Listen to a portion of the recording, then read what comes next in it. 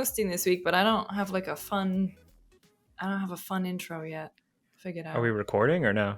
Yeah, does it say? Yes. 29 seconds. Look at us Be go. funny. This is your funny intro. This is the funny intro. Yeah. What's the deal with airplane food? Yeah, what about airplane food?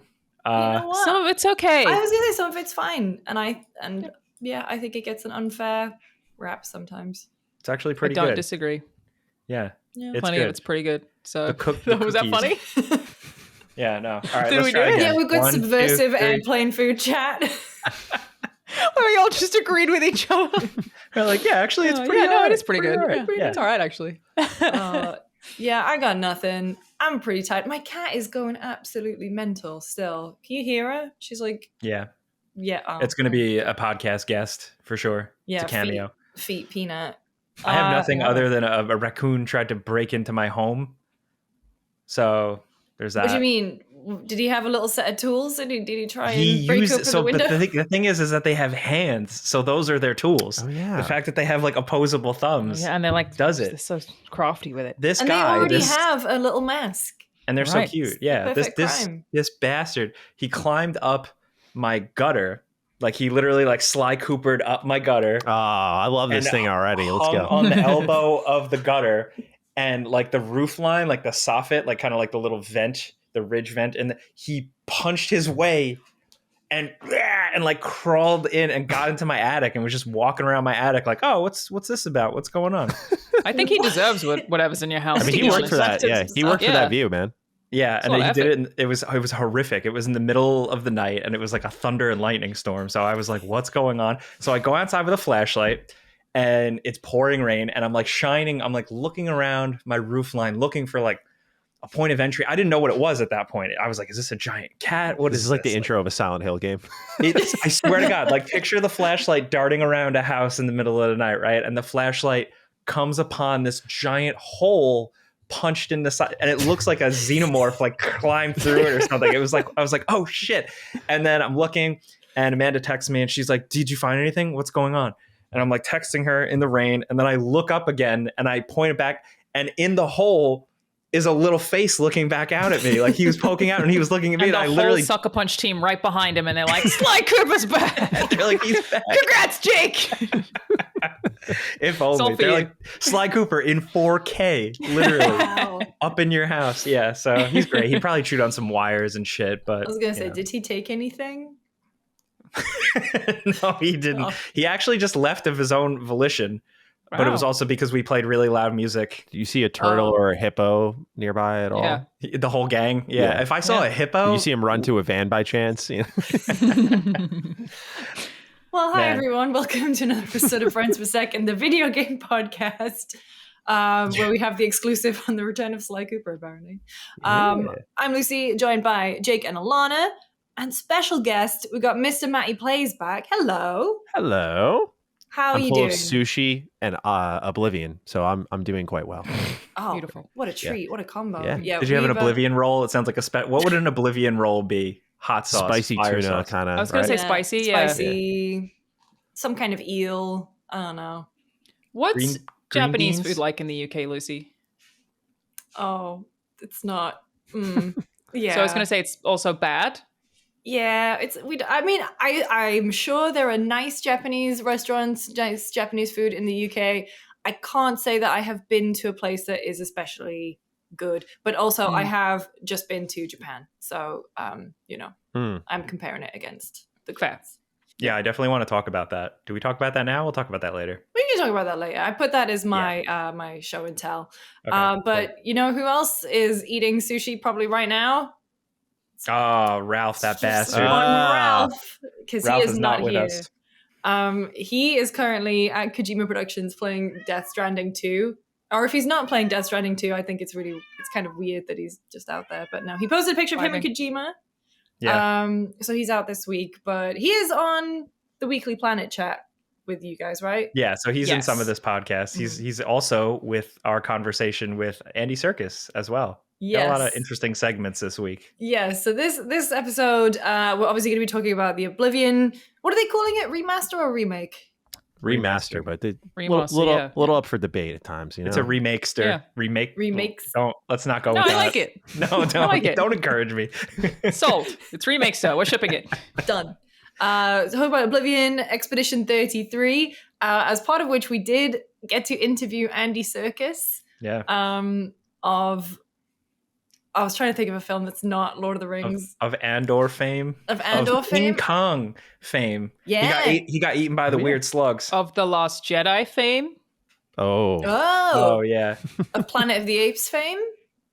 Of The Force Awakens Look, he's fame. got several. He's in a fames. lot of movies, obviously. He's in Lord of the Rings. Heavenly Sword fame.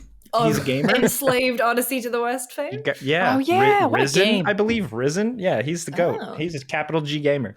Yeah. And so we chatted to him about his role in Expedition 33, except we can't actually ask him really much about his role in Expedition 33, given the mystery around his character, but we made it work. Yeah. And also, you guys, Jake and Alana and Ralph, got to chat to the Weekly Planet boys. How was that? Yes. Oh, it was fantastic. Chaotic. It was fun. Yeah. We so I'll set up the segment when we get to it, but Okay. yeah, they're great. So yeah. All right. Well, should we start with Oblivion? All How right. many Where hours do we is begin? everyone in at this point? I'm closing in on 20, and my eyes hurt a little bit. Yeah. I'm an I'm hour at and a half. I was Yeah. 7 minutes late to this podcast because I was like, oh, fuck. I lost track of time. Still in that sewer, dude. We're getting there. You'll get out. I think I'm about 3 or 4. And then Jake, you've been playing it all? Yeah, I got like 10. Nice. Okay, that makes you feel a little better. Yeah. No, it's been a rapid thing. It just dropped out of nowhere, and it's been interesting to see it as part of like the as part of a thing, like community wise, seeing people excited for it, making memes about it, like talking about it. I haven't seen Oblivion in that context, so it's cool. Maddie, I want to know, like, from your perspective, just like top level, do you think it's like where do you fall, because you're a RPG guy, specifically these types of RPGs? Yeah I gotta say that I went in like with mixed expectations, because I've been covering like every leak for this thing leading into it, and when they were like, oh, Virtuos is doing it, I was like, oh god, because I covered the Outer Worlds, and I was like, oh, when Spacer's Choice Edition came around, guess who worked on it? And like, that was the most unnecessary bombing of a game I've seen. So I was like, they're going to touch up Oblivion now? I don't know about that, man. So knowing they were working on, and then Sky Oblivion and their like modding team set this bar really high for like what a bona fide remake of Oblivion in our dreams looks like. So I was like, all right, like, where is Bethesda going to find themselves in this? Because as much as I love Oblivion, it's a game that, we all have like great nostalgia for, but it kind of shows its age when you play, even with the remaster a little bit. Like, you just, you go through like Dungeon A, and like that's the same as Dungeon B and C, and then you can see like all the cells they reuse. It gets familiar a little quickly. And so overall, I found myself in a place where I'm like really happy with it. I think the visual uplifted a lot for this game. Particularly like it's a little crazy to be saying that, like, oh, I think this might be some of their best third person animation work they've had in a Bethesda game, which isn't saying a whole lot. Their standards versus industry standards are just, like, I was going to really say, it's kind of different. damning with faint praise. Yeah. So it's a tough conversation to have, but I have to say that I always enjoy jogging around these games in third person, because you just get to see the full breadth of the world. And I feel like they did a good job glowing that up. The texture and lighting update's really good. I will say that running animation is jacked up when you sprint. When you sprint up a hill, dude, you're running into the hill. It's ridiculous. It looks like the meme of like Aragorn running, where it's just like, It looks like Kermit the Frog. Yeah, I kind of thought like the Naruto run a little bit. Like, it just gave you a little bit of that vibe. Yeah. But basically they kind of Skyrimed it a little bit. Like, they brought it in line with that, and I think that was a good choice, because it keeps a lot of the soul of the original game, which seems to be what they wanted to do, while making it accessible to people. A lot of people have only played Skyrim, and Morrowind's like super hardcore. So Oblivion just kind of finds itself in this really good pocket where it's good for newcomers, it's good for new fans, and old fans alike. So yeah, I definitely have some complaints, like more on the performance front. Combat AI is like totally broken, that sort of stuff. But I've been really happy with it. Especially I think the character models and the armor detail, that sort of stuff, just Yeah. The art looks Visual very good. coherence. Yeah. Visual Totally. coherence, really, like the fact that because I was very like and about the color palette and stuff like I that. feel you. And there already is like a reshade mod for if you're playing on PC, There's so you many can kind mods of already. brighten up the contrast a little bit. Yeah. But when you talk about it like that, like I didn't think about that. Like, yeah, Skyrim is like the biggest selling, craziest thing, right? So for a lot of people, this is their first foray into Oblivion. So for it to have a little bit more, visual DNA with Skyrim, makes sense. Yeah. It also makes sense in some ways. Like it feels like to me there's a little bit more like biome diversity now. Like areas feel a little bit more different. It looks better at night now. Like when the night and day cycle now, like the sunsets really kick ass. Nighttime isn't completely just like bland. So I'm like still overall like thinking it's good. It was just really hard for me to get over. Like I like the bloom lighting, like out the ass, the like normal map to like weird textures, the bright green trees, the bright blue sky. Like it was hard to get over that, but like I'm realizing like a lot of that is a result of the technology at the time, maybe even more than style choice, like it's just had to be that way. Yeah. I was going to ask, as somebody who played it when it came out, or at least I played it on the original Xbox a million years ago and haven't played it since then. And I've just played the remaster now. What are some of the biggest changes? Obviously, I can tell that it looks a lot better and the character models look a lot better, but it sounds like there's more than just that. Like from what I can tell, this is one of the most impressive remasters I've ever seen, but I'm not actually sure what all the details are. I've not seen any of the leaks, so I have no clue. What are the biggest differences? I would say a lot of it was in the UI. Like a lot of it was in that kind of part of the experience. Like they put the map bar at the top, like it used to be in the bottom right corner. Starfield added this in an update after launch, and I didn't realize how much I liked it until they did it. But Starfield obviously had that where the dialogue like zoomed into the character's face, and then one of the post-launch updates is like, hey, you can just flip that off, and it's like Skyrim now, and like if the whole world's going on around you while you're talking to someone, I was like, oh, I really like this. So they added that to this game, except everyone still freezes around you, so it just kind of opens up the field of view for you to see that more. So I don't really mess around with it, but that was like a new feature. The shortcuts for combat were always there. Map filters is new. That was cool. That's something that as someone who's like covered a lot of their games before, when I'm looking for specific areas, I've bitched up a storm about that. So I was like, holy shit, they actually did that. Point stat allocation, like when you yes, level the up. leveling system. Yeah, that's been nice. Yeah, thank you. Yeah, the leveling system was like a big one because a lot of people, I can't like fully comment on it because I still am not feeling like I'm deep enough, but the level scaling in Oblivion was like a really big complaint for like the hardcore part of the community. And so this, whatever change they made to leveling was designed to try to tackle that a bit. So I don't know if what they implemented there is actually going to work, but those are like some of the more significant new things. They also added to like the UI, like if you were using an enchanted weapon, you'll see that like blue aura around the weapon icon, and that'll decrease. That might have been there in the original, but I don't remember it. Oh, and the local map is now tied to a zoom. So like, instead of it being this separate tab, it's like you zoom in and then you zoom in again. It's like, oh, there it is. I thought it was out of the game completely. I was like, why'd you guys remove this? But then I've just fucked around and found out.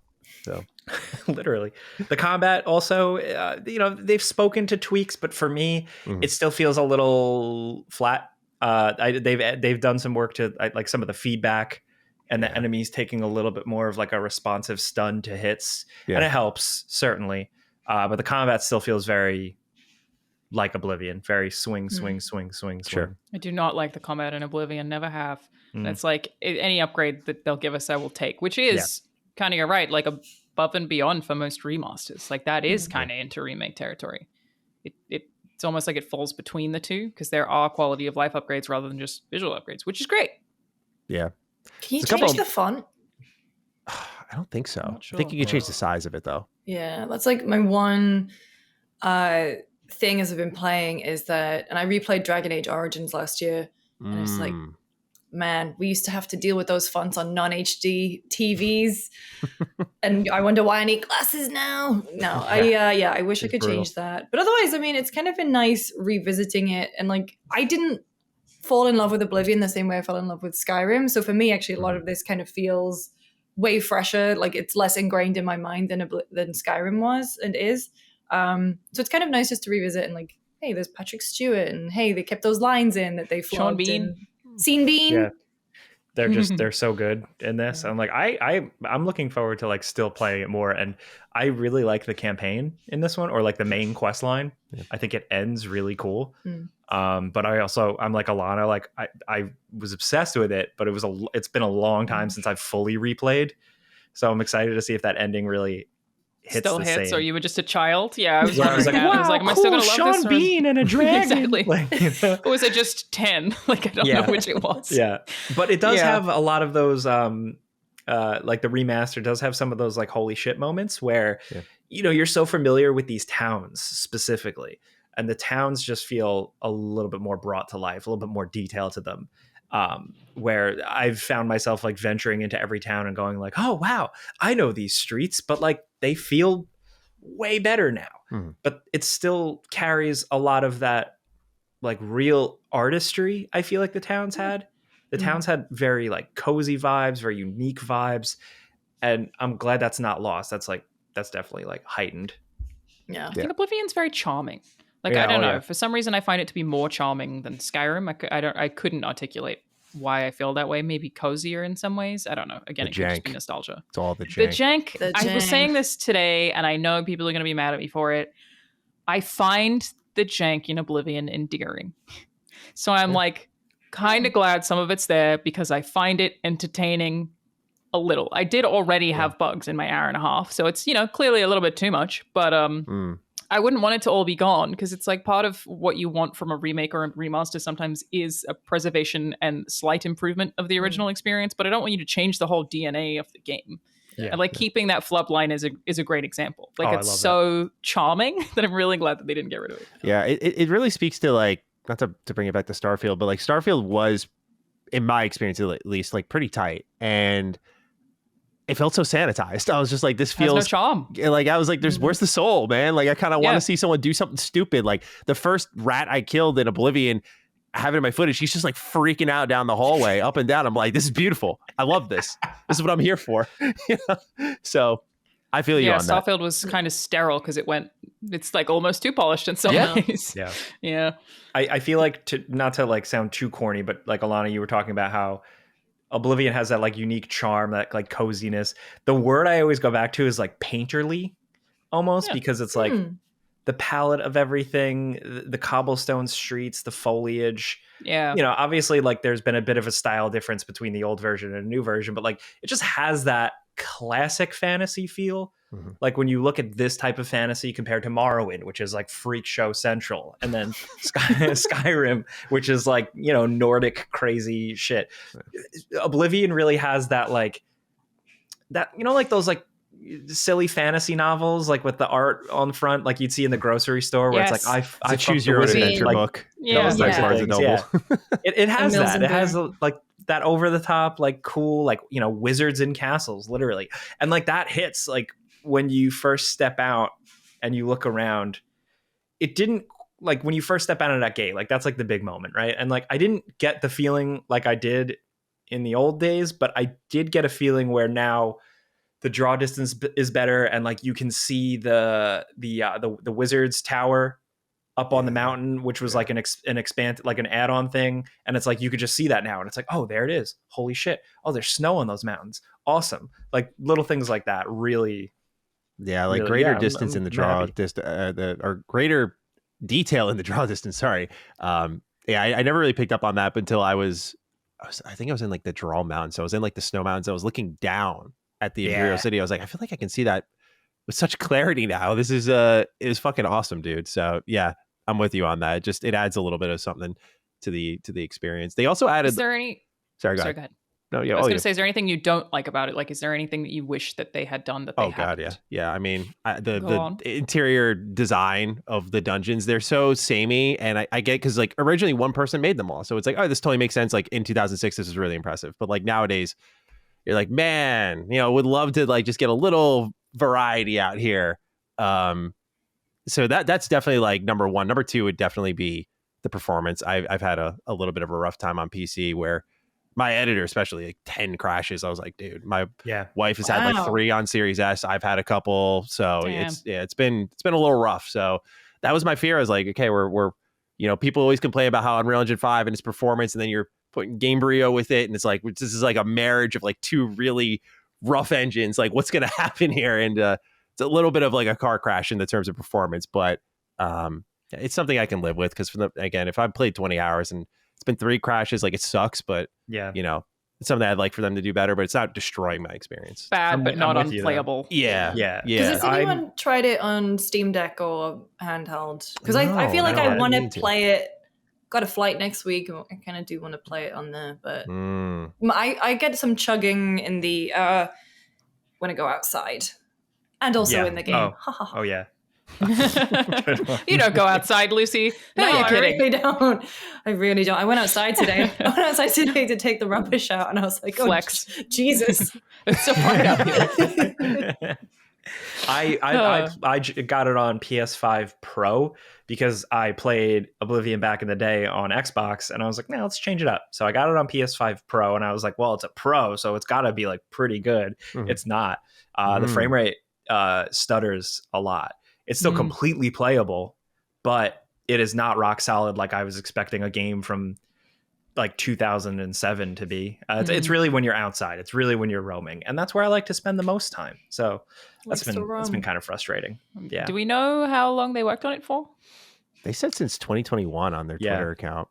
Wow. Oh, so does that mean that they were probably inspired by Sky Oblivion to do it? I'd imagine, yeah. Like they were like, wow, there's so much interest in this. I guess we should do that, which is wild. I like money.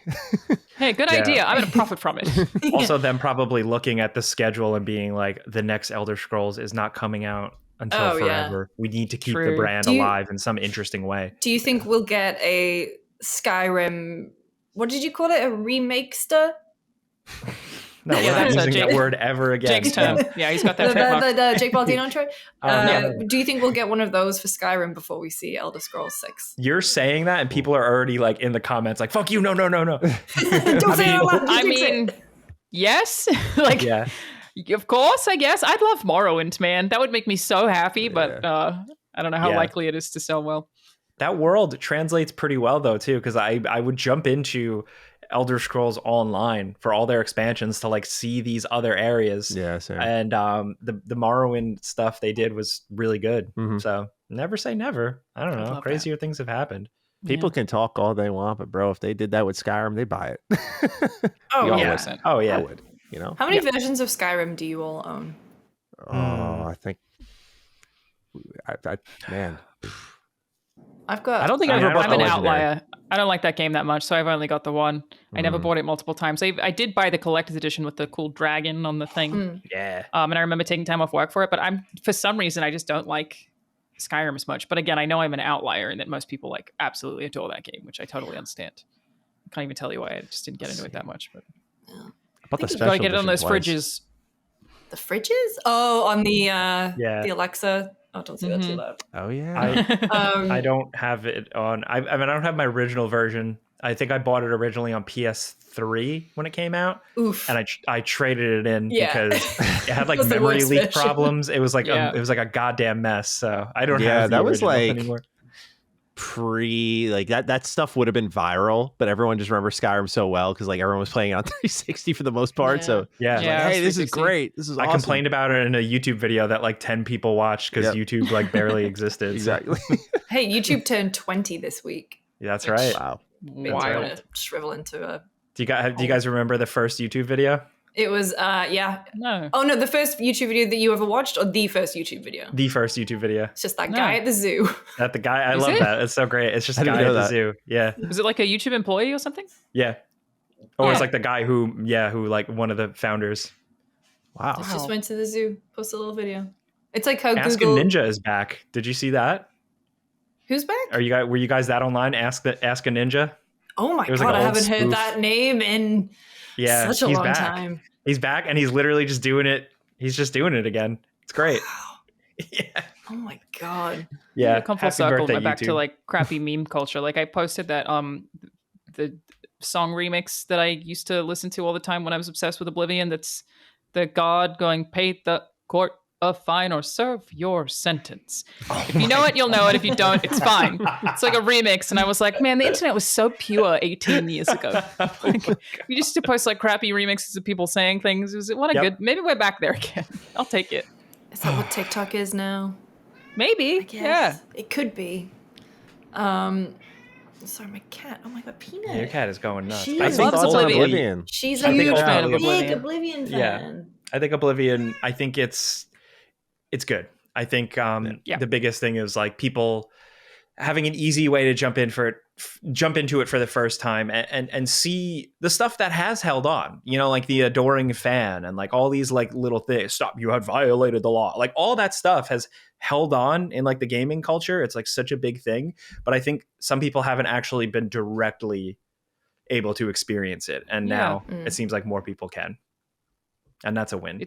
It's weird for me to even consider that Skyrim has been played by so many people and Oblivion's been played by so many less. Like, of course it has, but that's weird to my brain that people will be experiencing some of that stuff for the first time here. But that like makes me more happy about it. And that, like, you know, we get a lot of remakes and remasters and sometimes it's annoying. You want new IP.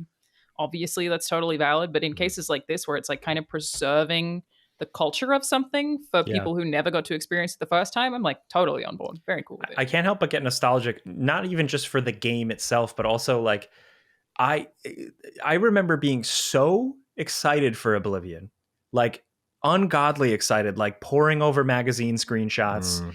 They would do a thing, Bethesda was doing a thing where like I think it was like every day, like as like a countdown, they were dropping these little like 10-second trailers that would just be like a quick pan of the Imperial City or like a quick pan of one of the towns or a landscape shot. And it took my computer like an hour to download these. But I was so excited. And every day I was like, yeah, let's go. We got another little 10-second video of a tree. Let's go. And like, that's just something like I will always remember fondly and something that I'm still chasing, honestly, in terms of like getting dangerously hyped for a video game. I know we're all like hardened veterans now at this point, but that was just a hell of a thing. It reminds me of I was like really young when Oblivion came out, so I just like picked it up when I got my 360 really late. But like Skyrim, I literally failed a class over because we had a computer class, and so we get these assignments to do, like we were learning like Photoshop, which I was like, ooh, life skill. I'm going to do YouTube one day. This could be useful. I was like, well, I'm not going to do that. I'm going to read previews for the millionth time on Skyrim. And I remember my professor like pulled me aside. He's like, you shouldn't do this class anymore. Joke's on him. Wait, you failed not even playing the game. You failed reading about it before it came out. Wow. It's a what life. A cool guy. Yeah, it's a life. I'll take it. But you know, learn my lesson. Became a doing better YouTube student. Anyway. You're fine. Yeah, I was gonna say I won at the end, but like I'm still an idiot. Don't do as I do. But just poking around a little bit, like even like the fact that it comes with everything, all the DLC, the horse armor that ruined the world. That's what I was going to ask. Is there horse armor, and do you have to pay for it, or is it just in the game? So there is horse armor included in the game, and then the deluxe edition that you can pay more for comes with its own like new horse armor, almost New like you're and improved. taking. I think it would just be funny if they did it. I'm like 90% sure. Yeah, those bastards. Amazing. Yeah. And Shivering Isles is good. Like Shivering Isles is really cool, and I think that like holds up and looks really cool. Yeah, there's just a lot of stuff to play in it. So it's a no-brainer for a lot of people. Cool. So pretty positive across the board. Yeah. It's still buggy, needs some fixes, but well received, sounds like. But that's just Oblivion, baby. Well, we got what a hell of a week for Game Pass, because it got another incredible game this week. I feel like that's probably the good segue to talk about Expedition 33, which Jake, Matty, I know you both are playing it. I've been playing it. Alana, have you tried it yet? No, but I'm really excited about it. And I will say, just off your first comment before we get into the game, it feels a little sucky of them, that Xbox had Expedition 33 as a Game Pass game. They supported it. It was in their showcase. And then Shadow dropped Oblivion the day before. Yeah. That's like, if I were that team, I would be bothered by that. Like that, you couldn't wait a little bit longer. Like obviously Oblivion's going to take up a bunch of like the community side of the cycle. And I think that Expedition 3, it's almost like lucky that their review scores are so high, because Otherwise, it really would have gotten buried. And I just can't rationalize why Xbox did that to a game that they promoted that's on Game Pass. Like, it just feels so unfair to this like debut game from this dev team. Yeah, it's really strange, especially because like on the social side of things, you've got both of them like posting little like fan art things of each other, I guess, to be like, hey, we're supporting each other. But yeah, the publisher really, called it's like Barbenheimer. I was like, okay, I can get down with this energy a bit. I mean, I get that, but they're two big ass RPGs, so if we only have time for one, like I can't. Yeah. It's I don't know. I hope that like what I'm planning to do, and I hope that other people consider it, is like wait for Oblivion. Like I wanted to play the opening and then I'm going to play the rest of it later. Like I'm glad to hear literally all of you are still playing Expedition 33 because I just feel like that game's so cool and so unique, even from what I've seen of it, that I hope it doesn't get buried by Oblivion. I don't know why they've done it, but yeah. So how is Expedition 33? Incredible. I think it's sick. I think it Awesome. is. I'm not at the end yet. I'm very, very close. If it sticks the landing, I think it could be one of my favorite games of all time. Yeah. Whoa. It is for me. I'm sure it will be for you. They do stick the ending, in my opinion. It's so good. Okay, good. Yeah. There's been some stuff that's already happened. First of all, I've cried multiple times. Yeah. And I don't Good really emotional do story. that. Wow. Yeah. That damn soundtrack, man. Just that soundtrack's wrecking me. Yeah. I've been texting everyone who I know who's been playing at certain points. Like I sent Jake in all caps, "Where are you in Expedition 33?" message. And you never do that, but that's when you know. Yeah. No, I mean, to give like context on what the game is briefly before we jump right into it, it is so every year there's a kind of entity thing called the Paintress, and she paints a number, and everyone that age is going to die. So certain people will spend the last year of their life forming an expedition and going and trying to take down the Paintress so she can't paint any more numbers.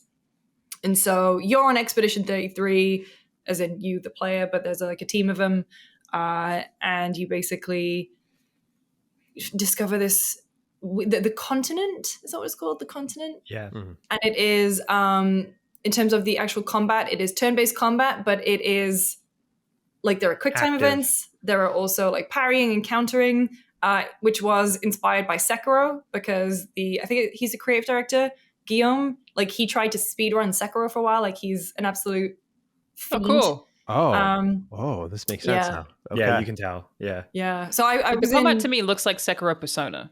Yes. It's a great is. descriptor. Love Yep. it. Sold. Yeah, and I Can't think the real thing that got me when it came to the combat is just I wasn't thinking ahead to the next turn. I was thinking to the next 2 turns, the next 3 turns, because the way a lot of the characters work, like Lune or Ciel, is that you are basically, so with Lune, she's the mage character, and you use a magic spell and it generates what's called a stain.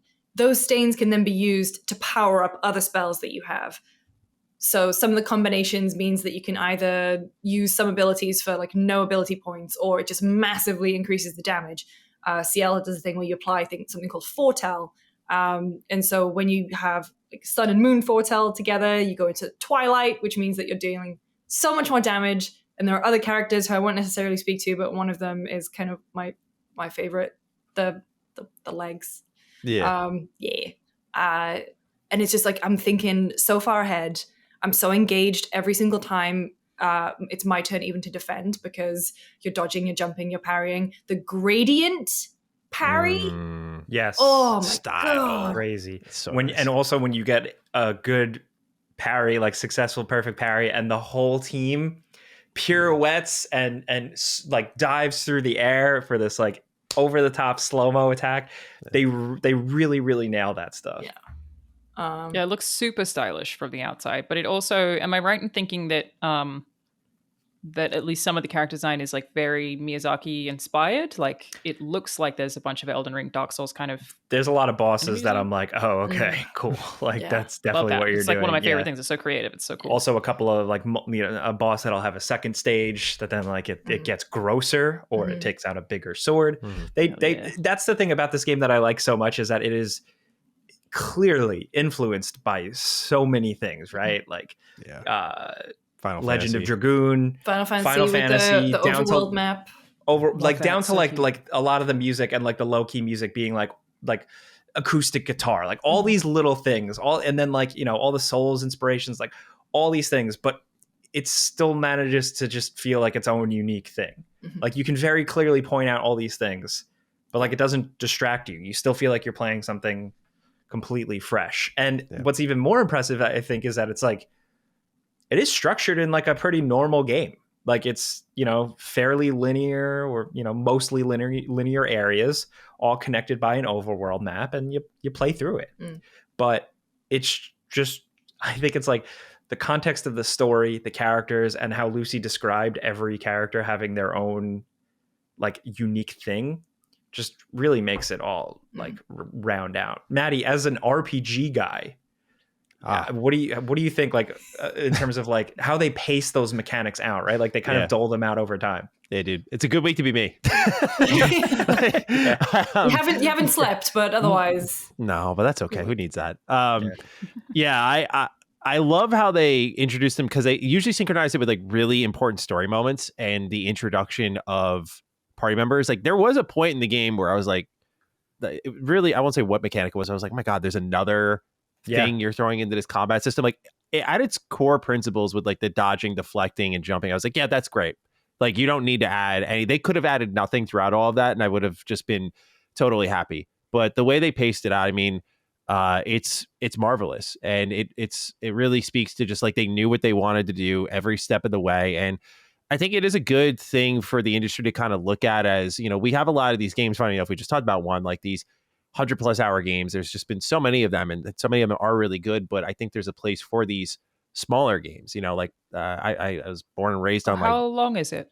Like 30 hours. I beat it in 33. Yeah. Oh, you love to see it. Yeah, exactly. Like that's the thing. Is like, but you can squeeze a lot more juice out of it too. Yeah, 60, I think, for completionists, they were saying. Yeah, gotcha. Yeah. You can get a lot more out of it if you want to. But there's like this focus where like it's got the 100-hour feel. Like when you're done with it, you're like, I've been on a huge journey. Like these characters have grown so much. I've seen so much. I've felt so much. But your hour clock is like 30 hours. It's like, you know, I kind of equated it in my review to those old BioWare RPGs where, like, you know, I was playing KOTOR or something like that's such a hugely impactful game to me. It's my favorite game ever. It's 20 plus, just about 20 hours long. You know, like that's to me like the sweet spot for RPGs, that 20 to 30 hour pocket. And I love that this game kind of has the confidence to be like, here's the story. We're going to tell it to you in this way that's just going to be the highest amount of impact.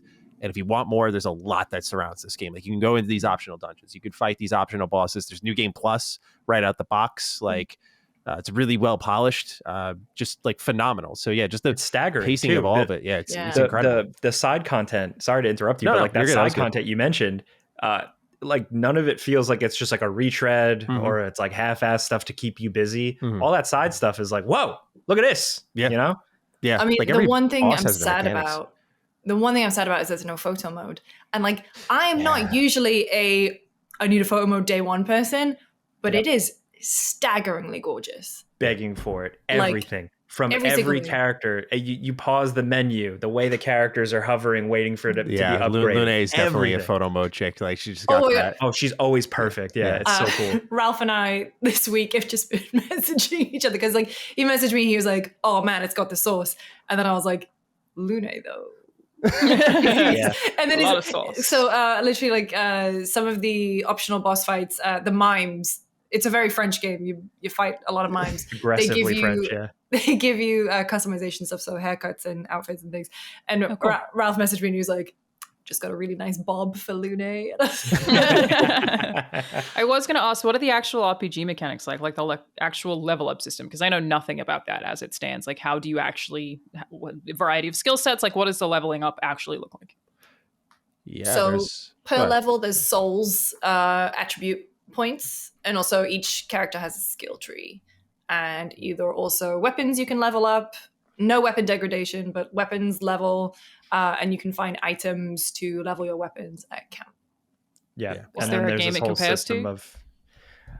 Maddie, you probably would know better. What was the question? Sorry. Like, is there a game it compares to in terms of like how they actually approach the RPG side? Yeah, for me it'd be Lost Odyssey. Like they have this whole Pictos system, and Lost Odyssey has like the skill system where you have like mortals and immortals, and you can like link the two together. And if you're like learning a skill in Lost Odyssey, I think it's I think the immortals learn the skills from the mortals. I don't remember exactly, but it's kind of similar to that. Like you have these Pictos, and each character can only equip 3. But once you win 4 fights with that equipped, like that effect unlocks for everybody.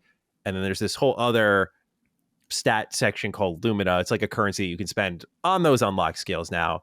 So then you can kind of like build craft a bit. Like, oh, I want to have like bonus AP per turn when my turn starts, or this character has a weapon that gives me 2 base attacks. So if I put this Pictos on, that's like, oh, I get +1 AP per base attack. It's like now you're just juicing that base attack or the AP a ton. So there's like a lot of ways you can approach it. Like there was an item I got for Lune that's just like basic attacks give you random stains. So just I was like nuking with her by the end game because I would just get her stains maxed out and I just pull a spell. I'm like, oh, 100k damage. Awesome. Like that was cool. I didn't know I was going to do that. So yeah, that's where I think a lot of the RPG systems lie. Honestly, like the attribute system is there and it's cool. It's there. Like I like that it lets me fine tune. But at a certain point, I was just kind of dumping the points and being like, all right, moving on. Yeah, I just wish there was auto level on that because, you know, how many party members is it? Like, and then you go in and have to do it individually for each one. It's just like, okay, adding my 3 points every single time. Yeah, that's the one bit where I feel like I would like that to be a little bit streamlined. I was going to ask, it sounds like the music's great, the art's great, the story's great, the combat's great. Is there anything you guys don't like? The fucking jumping, the platforming. There's a little bit. I love that you can do it. A lot of it's optional, but it's a bit strange. Did you guys do the not like a spoiler or anything, but that optional tower that you can 3D platform all the way up? Did you try that? Is it in the Harvest? Not in the Harvest Woods. It's like a gestural thing. They're like, we built this huge tower. If you get to the top, you get an award. I didn't do that one. Nope. I climbed some other kind of tower. I noped down at the beach. I was like, no, I'm not doing that. I was so impressed that I was able to do a whole thing. I'm like, this is like a great turn-based RPG. It's not like a great like a Mario platform. It was like, I just platformed this whole damn thing. Like this kind of worked. It's just jumping and sprinting and like very basic climbing. But I thought that was a hilarious like showcase of like, wow, this game can just do everything. A lot of things. Yeah. For me, there's a relationship slippery stuff. Yeah. Ish. Well, Persona. Yeah. It's more like social links because they unlock special gradient attacks. Yeah. But they're really cute, and I will urge everyone listening and watching spend as much time with like SK as possible because I think he's such a cool, adorable. unique character. I love him. At one point, he just goes, "Do you want a hug?" And you're like, "Yeah." I love how wholesome he is. Yeah. It definitely it has it just has what was the word you used? Sauce. It's got the sauce. It does. The music, the way that it starts is incredible. My only like weird complaint is that the intro and just how it establishes this world and how these people are living with the fact that this like evil ghoul woman Thanos snaps everybody like once a year. The way it sets up like the ramifications of that little society and how beautiful that fractured city looks. I actually I want to spend more time in that part. Like they very quickly like expedition. We're going out in this wacky video game world. That wacky video game world is so creative, but I also just want to learn more about that world the world you're essentially trying to save, you know? Sure. Yeah. They do drop a lot of like interesting exposition kind of parts about like what life is like back in Lumiere, which I agree I'm really interested in. I also just think that overall, I think my thoughts are it's such a confident game. And like a lot of people are saying, it's 30 people and it's their first game as a studio. But I think really it just shows that the people who made this game have such a profound understanding of JRPGs, RPGs in particular, because everything about it just works. Like there are love letters to, when you go to the gestural village, and this is early on, that felt like something you would do in a Final Fantasy game. Like you literally go meet the chief of the village and they make you fight against the, basically your arena guiding before you go back out into the world. And like the music and everything just, it just feels like this massive love letter to JRPGs, but with a big old French twist. Yeah, I love how they stylized. They kind of got away from, as a good friend of mine would put it, the weebery. They kind of made it where like I'm excited to see how turn-based games grow from this because Persona even or Final Fantasy even are like very popular, but I still think there's like a particular crowd for them. And I feel like this is so AAA, big budget, you know, casual friendly, even like of just like, you know, these big name actors and whatnot filling up the casting list. And I just feel like that with the presentation quality combined, like kind of make it where this is going to get a lot of people in the turn-based games. They're going to like finish this game up and go like, where do I go to next? And that's what Persona 5 did. For me, Persona 5 Royal was like my favorite real turn-based game for years. And then this kind of took the crown from it. I was like, this is like the next like gatekeeper where it's like, you know, this is going to get so many people into it, but like, who's going to top this? I don't know how you top it. Like, that's how good it is. I'm like, I don't know how you top it. It's really impressive. This is definitely Game of the Year contender. Oh, 100%. Oh my God. It's up there. It's up there in at least like my mental top couple, you know? Yeah. How did you feel about difficulty? Oh man. So this is where I can show my, you know, how I am. I found it brutal. I got through it, but it was fucking not nice. It's like my timing, I guess, like my reflexes are just so shit. The game asks a lot of you in terms of reading animations, some animations that are really designed to throw you off, some that are just outright kind of a little hard to read. But your timing has to be so pinpoint and exact. That's where that Sekiro influence comes in, where it's like, you're like, what are you talking about? This isn't a Souls-like game. That doesn't. But like when you see those brutal timings and like the back-to-back repetition of how many times the game's like, no, fucking deflect this. And then you don't. And it's like, I said, deflect this. Like, it's not really like an optional, you can't just like mosey about it. Like I thought that was going to be the case, but you have to take it very seriously. There are multiple difficulty options, but playing on normal, I found it pretty tough. Am I an outlier? Am I a baby I thought it was boy? tough, dude. There's like some bosses late game that are like, yeah, because the game trains you a little bit. They're like, here's one hit. And you're like, okay, the most you'll probably do to me is 3. This is turn-based, right? But then by the end of the game, I'm like, fucking relax, dude. That was like 8 in a row. I can't dodge all of these. And you just dropped another party member. Everything. Like, it's crazy. Because it tells you sometimes where it's like, you know, thing will do a leaping attack or something. And then by late game, it's like, this enemy will do an exhaustive combo. And like, Jesus Christ. And so a dodge has a more lax window than that you can get a perfect dodge. And then the parry has the same timing as a perfect dodge. So it's basically like the roll of the dice on, hey, I can do a dodge and I'll probably be safe. I might land a perfect dodge. So if I have Dodger, which is a great early game Pictos, you get like AP back. Or I can risk it all because I mean, I'm at the point where I've build crafted all of my team to get health back on parries and counterattacks are buffed into infinity. I also have like a heal share on them, so they like if it is in my best interest to be parrying all the time. However, it is the bigger risk reward because if you get hit, it can be rough. Yeah. But I love how it does reward the gambler when you get one of those perfect parries and you like crush a nice chunk of their. That's where like they want to addict you. They want to hook you in, and it works. I did one that was so crucial. I was getting my ass completely handed by me, and I landed this parry off this counter of this series of consecutive attacks, and I landed the final one, and I got the counter attack, and I stood up, and it was literally like who do you think you are? I am. I mean, I said this on GameSpot, I said it before. I think the countering and parrying absolutely shits on FromSoft's landing a riposte. Like I think in terms of game feel, I think in terms of battling that risk reward, like everything comes together. I've never felt kind of so empowered as a player, like, and rewarded for taking a risk. Yeah. And it's just, it just feels so good.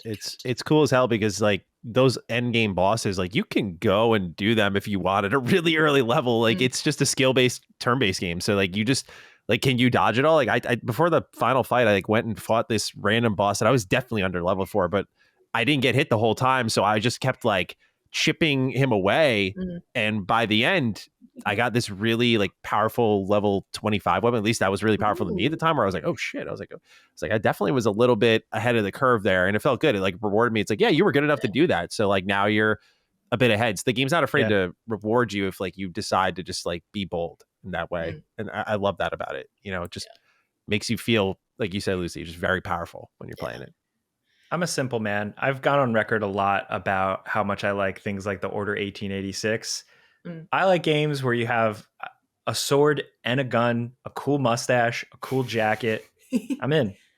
Yeah. So they succeeded. I was going to say it really does have all those things. And yeah, we haven't really touched on performances, but I mean, exceptional cast. I think they do such an amazing job. I also think like it hits a lot of huge emotional beats. And obviously it's a game about grief. Like what else are you going to, I mean, what else is your game going to be about when people of a certain age, like all of them just gommage away every year, and that's your life. Like, you know, basically when you're going to die. Mm-hmm. And some of the performances, like all of them are just excellent. And like I'm excited for every battle, but I'm excited for every cutscene. Wow, that's awesome. Yeah.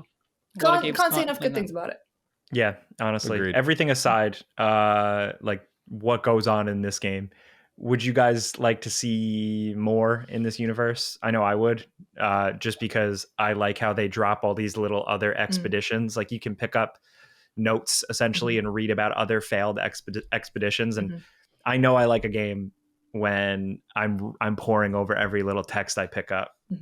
Yeah. I mean, actually, I didn't even think about it, but yeah, previous expeditions and kind of going on with them, because some of them are kind of name dropped more than others. Yeah. I think, yeah.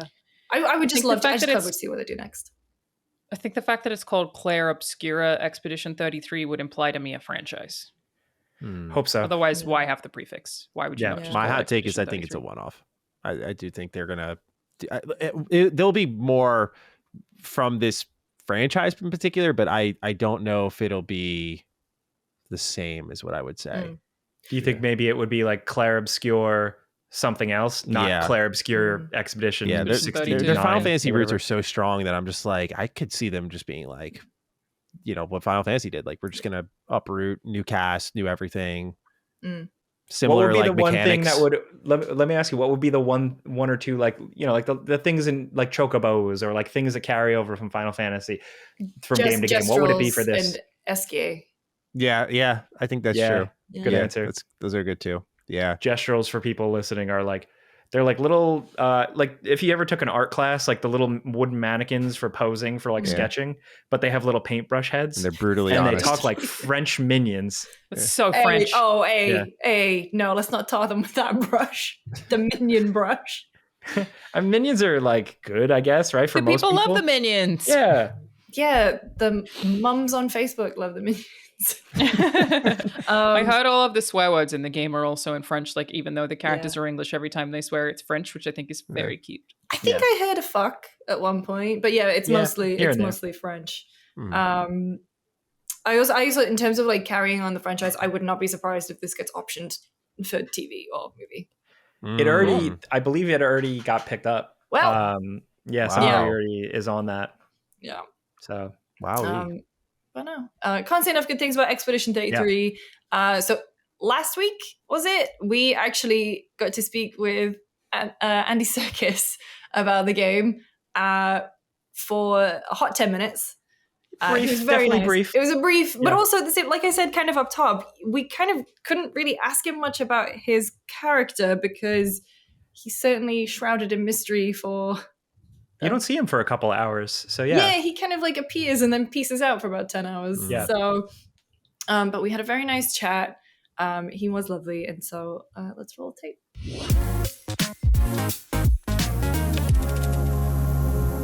All right, Andy. Expedition 33. It has a killer cast. There's a lot going on with it. It's also the first game from Sandfall Interactive. So the burning question, of course, right off the top is, how did you get involved?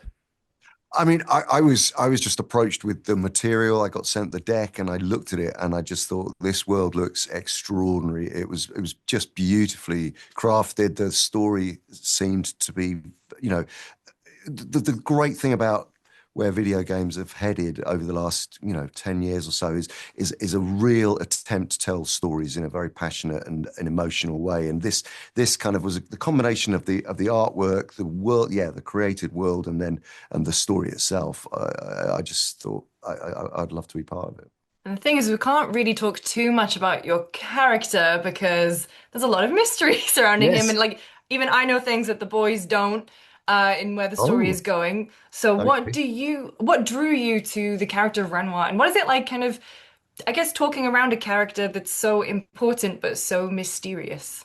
Yeah, I'm not a stranger to that. I have done that before in the past. I've had to dodge bullets from all over the place from various different characters. But Renoir essentially is, I mean, the character of Renoir, he is a painter who lives in he's one of the painters who lives in Lumiere in the human world, and he the expedition come across him, and bizarrely, they, of course, when they're leaving and going to the continent, they're expecting to see nothing but as they head out to find the paintress, they are only expecting to see very dangerous monster foes. And curiously, they come across Renoir, who is a human. And so they're sort of thrown by this. There's a lot, as you say, there's a lot of mystery behind the character, but essentially he is a man who carries an enormous amount of grief, a lot of anger, a lot of his emotions are deeply buried, and it comes out in an aggressive form. And you're not at the moment. You don't, when on the outset, when you first meet him, you don't understand where it's coming from. And so part of the journey of the story and the unfolding of the character is understanding what essentially underpins that anger, and he is very malevolent and violent too. And I just what I loved about the character is that when you do get to discover parts of what make up his personality and what drives him, that is part of the game, that you do uncover those other elements of who he is. Obviously, you've been at the sort of cutting edge of the way that human emotion is kind of digitized and brought to the screen. And I wonder how you feel video games manage that as distinct from something like film. Do you think video games do a good job of this overall, or do you think it's getting better over time? Like, where are you at with that? I mean, I was fortunate enough way back in the day to work on a couple of video game projects back in 2004, which were really at the beginning, I think, of bringing digital characters into video games in the same way and treated in the same way as film. And I as an actor, and director, I don't see any difference at all between the process of acting for film, stage, TV, or video game. It's about understanding who these people are, how they operate, or creatures, or whatever it is that you're playing. They as an actor, you don't go, oh well, I'm acting in a video game now, so I'm going to play it this way, or I'm acting on stage now. You're creating a world around a true set of emotions. You're building a physicality. You're creating a voice. You're fleshing out a character through reading the script and working with a director. The process is exactly the same. Now, I think many people don't or didn't understand that, and there was a real snobbery around video games back in in the early days, and actors were not easily sort of drawn to them and saw it as a lesser art form. But I think over the course of the last 2 decades, it's just really, really massively changed. And the film industry also looked down on the video game industry 2 decades ago. And now the film industry is driven by Unreal and the whole video game world. So it's the whole virtual production process is based around video gaming. So the whole attitude towards video games, of course, as we've seen, has changed, and there's a huge amount of respect for the artistry that goes into it. Yeah, and I guess now we have actors who are more well known for their voice work. Ben. Neil Newborn, like there's a bunch of them. They recently launched like the Pixel Pack is what they're being called. I was wondering what your thoughts were on that, like because it's so nice to see actors who are predominantly known for video games and those being a part of those fandoms getting that EW treatment, I guess.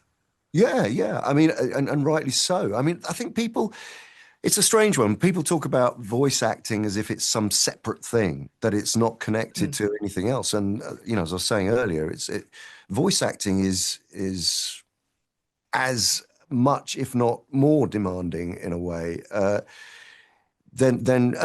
it's connected in exactly the same way. I don't go about kind of plucking a voice out of the air when I'm doing a role which is manifested as a voice role. You go through this, as I was saying, you go through the same process of creating that through choices that you make about the character, and actually the link between physicality and voice is always there. So I think it's great that people that actors are getting acclaimed and really have a great following for a part of the craft that I think people don't really fully understand. I think that's always been the problem, actually, or partly the problem, is that you think that it's a different thing to acting, and it isn't. It's acting. It's just it's just using a different part of your body. Obviously, you have a pretty busy schedule, and have had for a while. Do you have any time in that schedule for video games? You play many games? Absolutely. Oh, what, playing video games? Yeah. No. Oh, really? Nothing? I wish. I would love to, but not at the moment. But because in my dotage, I will hopefully a bit more time. Fair enough, because we were going to ask if you ever got a chance at some point in the past to have played that Golem game. We were very curious about that one. I no comment on that one. He assumes that I actually played Gollum in that, which I did not, and so no, I have very little to say about that one. Okay, fair call. Very diplomatic answer. Yeah. Well, Andy, thank you very much, and thanks for lending your talents to what so far we're playing. It is a really special game. So thanks for your time. I really do. I think it looks extraordinary, and I'm curious to play this one, I have to say. Good. Cool. Awesome. Fantastic. It's very good. Tough though. It is tough. Oh, well, then I'll be useless.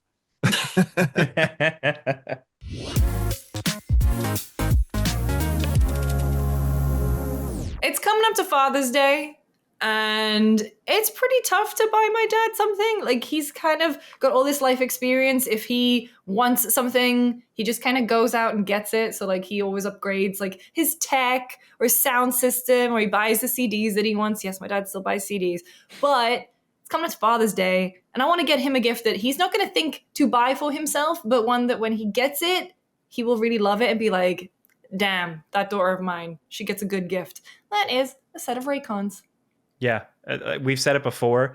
Raycon's everyday earbuds, which I have a pair right here, just make like a super easy gift. But for dads specifically, with Father's Day around the corner, it's a no-brainer. I've talked about this before. We've talked about Raycon for quite some time now. I got my dad a pair last year, and he still talks about them. He's like, those head things you got me, those are really good. They sound great, because it packs so many features that it's affordable. Because that's the other thing, right? Like, dads are frugal. So if you tell them that you also got it as a good deal, they'll go nuts. This thing has like a 32-hour battery life with this handy dandy charging carrying case. The model is more updated now. They fit in your ears really well. They don't fall out. Active noise cancellation, a quick charge functionality, multi-point connectivity. These things really do check all the boxes if you have a simple dad or a tech-savvy dad. Yeah, and I mean, I'm sure my stepmom will really appreciate the fact that he's not blaring like King Crimson or Queen, which my dad loves to do, and so I'm sure it's going to benefit her as well. But no, it's we talk about it. We talk about Raycon a lot. Take it everywhere with me whenever I go flying. I always have a pair of Raycons in my bag to link up to my Roger Ally while I'm gaming. And so you get all the features that you get on like premium earbuds, but at half the price. That's what makes Raycon so attractive, man. Yeah. And if this sounds good to you, you can head over to buyraycon.com/friends to get 15% off site-wide. That's right. You get 15% off site-wide when you go to buyraycon.com/friends. buyraycon.com/friends. Thank you so much again to Raycon for sponsoring this episode.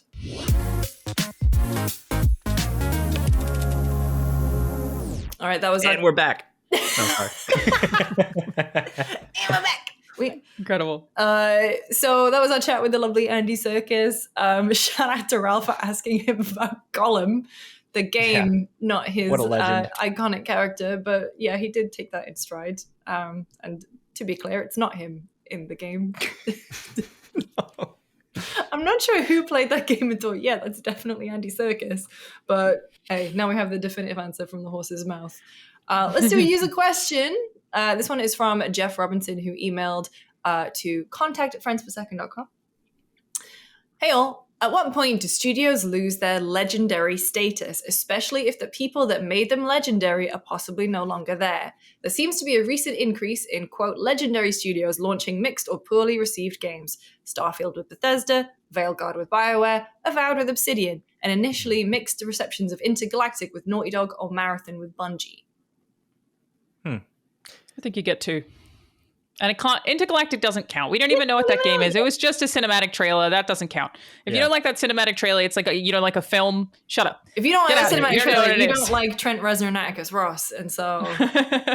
like, you're allowed to not like the trailer, but we don't know what that game is. But I think you get 2 iffy releases before people will stop having trust in you. Like, wait, so BioWare with Anthem and... Yep. Andromeda, and I guess? Andromeda. And Andromeda, yeah. Yeah. And I think Starfield with Bethesda is fair. I think that people will still be like, what? They're all right with Elder Scrolls. We'll be okay. Like, it's, you got 2. 2 is like the right answer. I think I feel it in my gut. But on the other hand, like, just to like, not to get all like society, but it's very much like it like, so people are very much like how in gym class at school, when you whiff it and fall and embarrass yourself, the next gym class, nobody is picking you for their team like right away. And it's brutal. Like, that's just how people are. So I feel like sometimes, especially like the hardcore gaming public, sometimes it's one strike and you're out. And sometimes it's not even a game. Sometimes it's like silly bullshit with Bethesda, like the collector's edition was bad or whatever. And people are like, Todd Howard needs to be tried at The Hague for this Fallout 76 bag. Stupid collector's bag, edition. Not that bag. And whatever. Bad. Like, different strokes for different folks. But I think 2 in my heart as a player, like, I got 2 in me.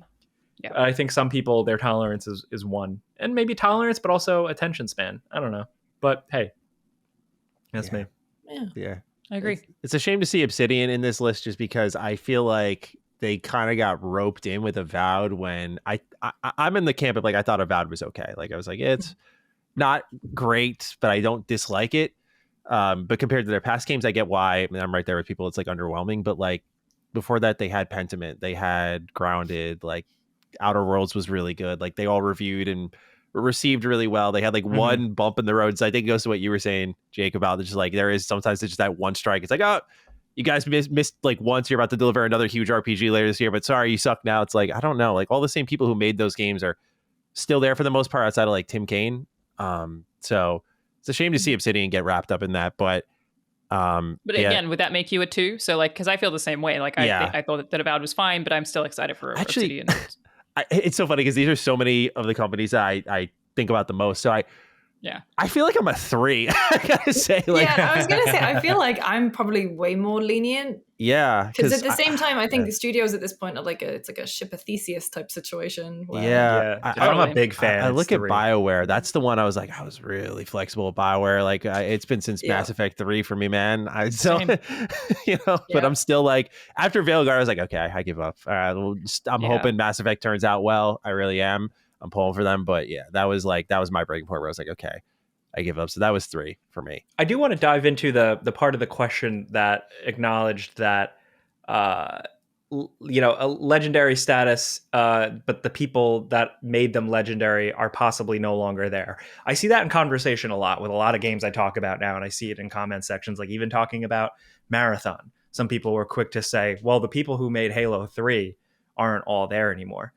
How do you guys feel about that? Because I still tend to, and maybe it's like my foolishness or my naivete, but I do still kind of put chips in the name behind the thing, because the way I look at it is, I'm like, well, those people left, but like the people coming in have that same like reverence. Like they're like all probably like, holy shit, I'm working at this place. Like, right? Am I off base? No, you're allowed to be a fan of a brand. Like that's what that is, right? Like I would call myself a fan of Bungie in that I'm not that interested in Marathon personally. Like I know some people are, but I'm not that interested in it. I played a lot of Destiny, but I put more hours into the Master Chief Collection, their games, not just the Master Chief Collection, it's a separate thing technically, but like into the original Halo games than like almost any other franchise. Like you're allowed to be a fan of the name, but like just from the dev side, the way that this particular thing works, I think it's just nowhere near as simple as people think it is. People leave and people come back.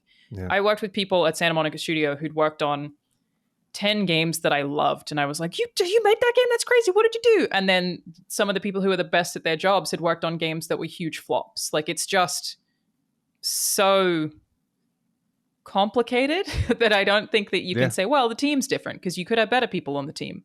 You could have people who are much more impressive. I think the biggest thing that you can always point out is who owns them.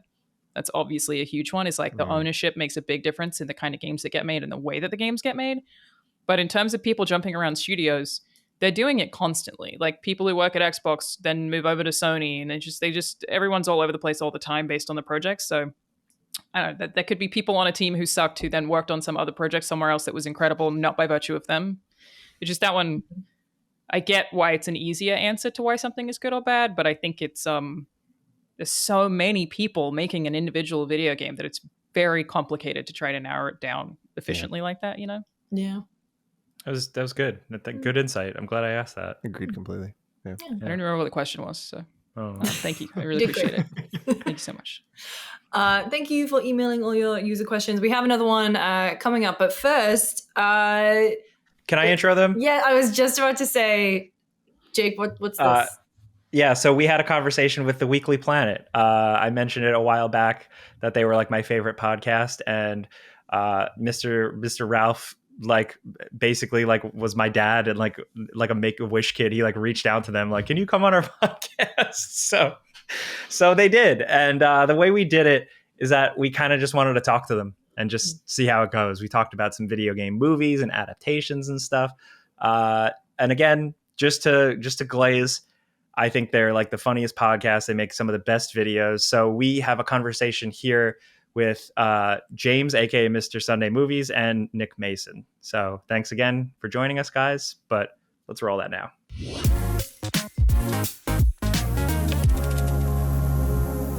So Mason, you were just saying you don't play video games?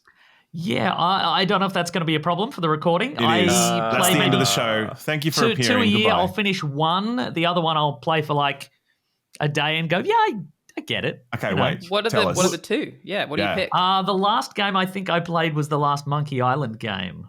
Oh, wow. Nice That's choice. not what I was expecting.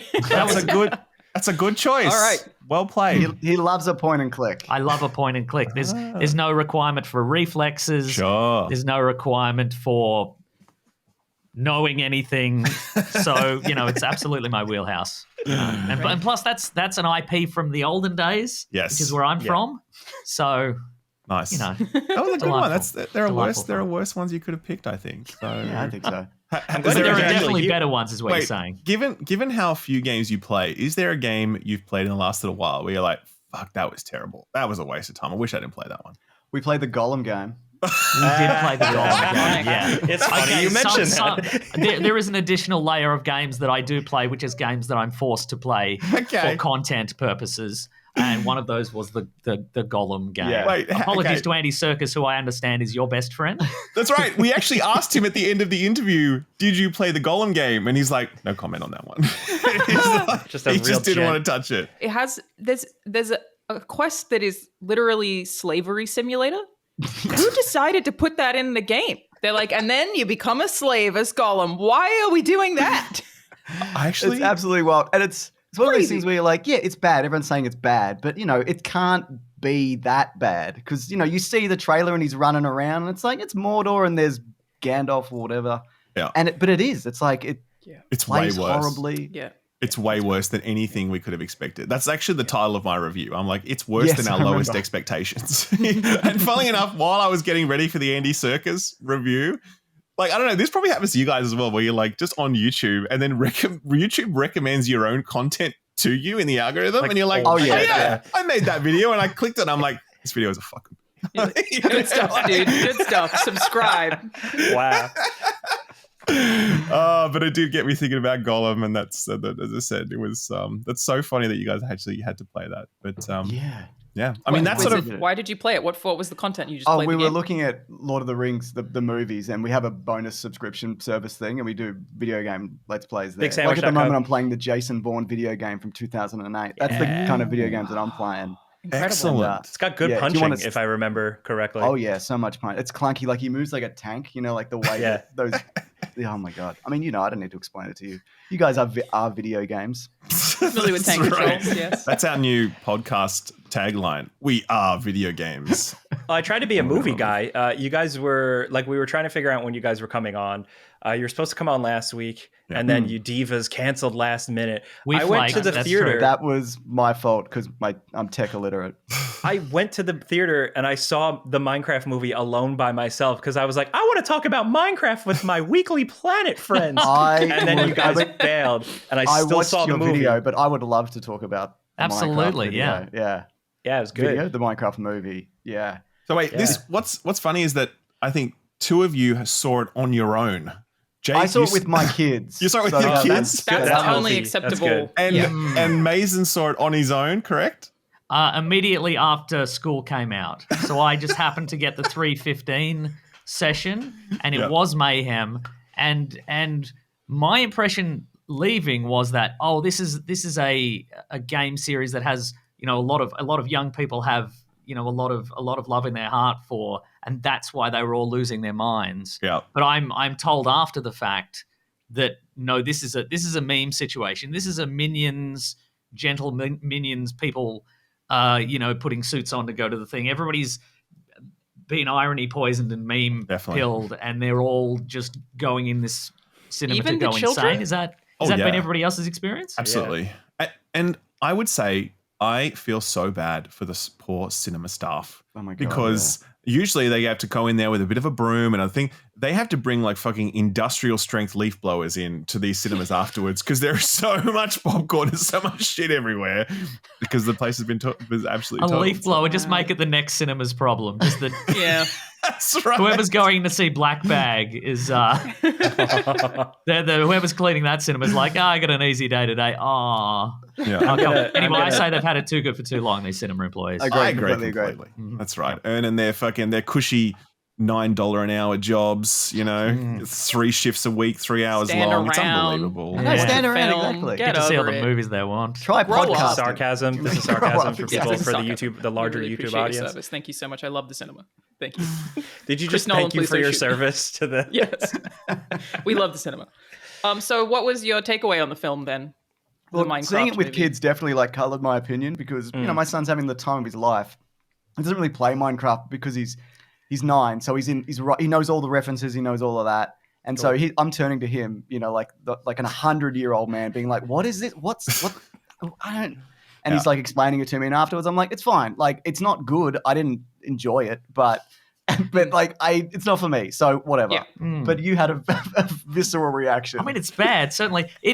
Because it was directed by Jared Hess, and Yes. right at the start, I'm like, oh, there's some Jared Hessian aesthetic to this, and some odd characters that have some potential and that kind of thing. And then that's clearly all he was allowed to put into this movie. That's all the personal touch he was allowed, and then you in with it. It just steamrolls into this kind of subpar Jumanji kind of ripoff. But I guess, subsequent to this, it's probably going to make $1 billion.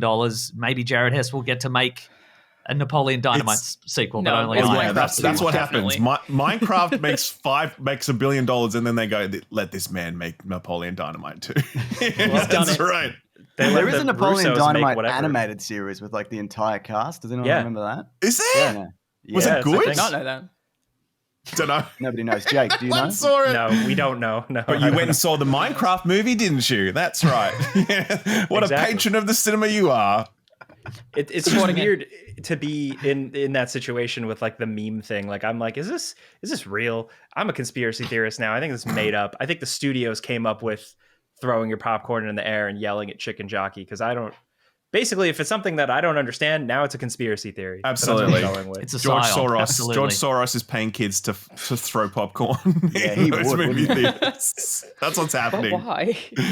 You I mean, know, I guess after the success of Barbie and Oppenheimer, and that was, I mean, as far as I know, Jake, unless you know something else, that was an organic, grassroots movement. I guess the studios would attempt to replicate that. So, I mean, I'm on your side. I believe in your insane conspiracy theory. I think you're Thank Oh, you. right. And Finally, cool. someone. I think that's what we all need to hear sometimes. That's right. I think it's interesting. Like they try and did. I want to know, as like a parent, was there enough like adult jokes in there, or at least?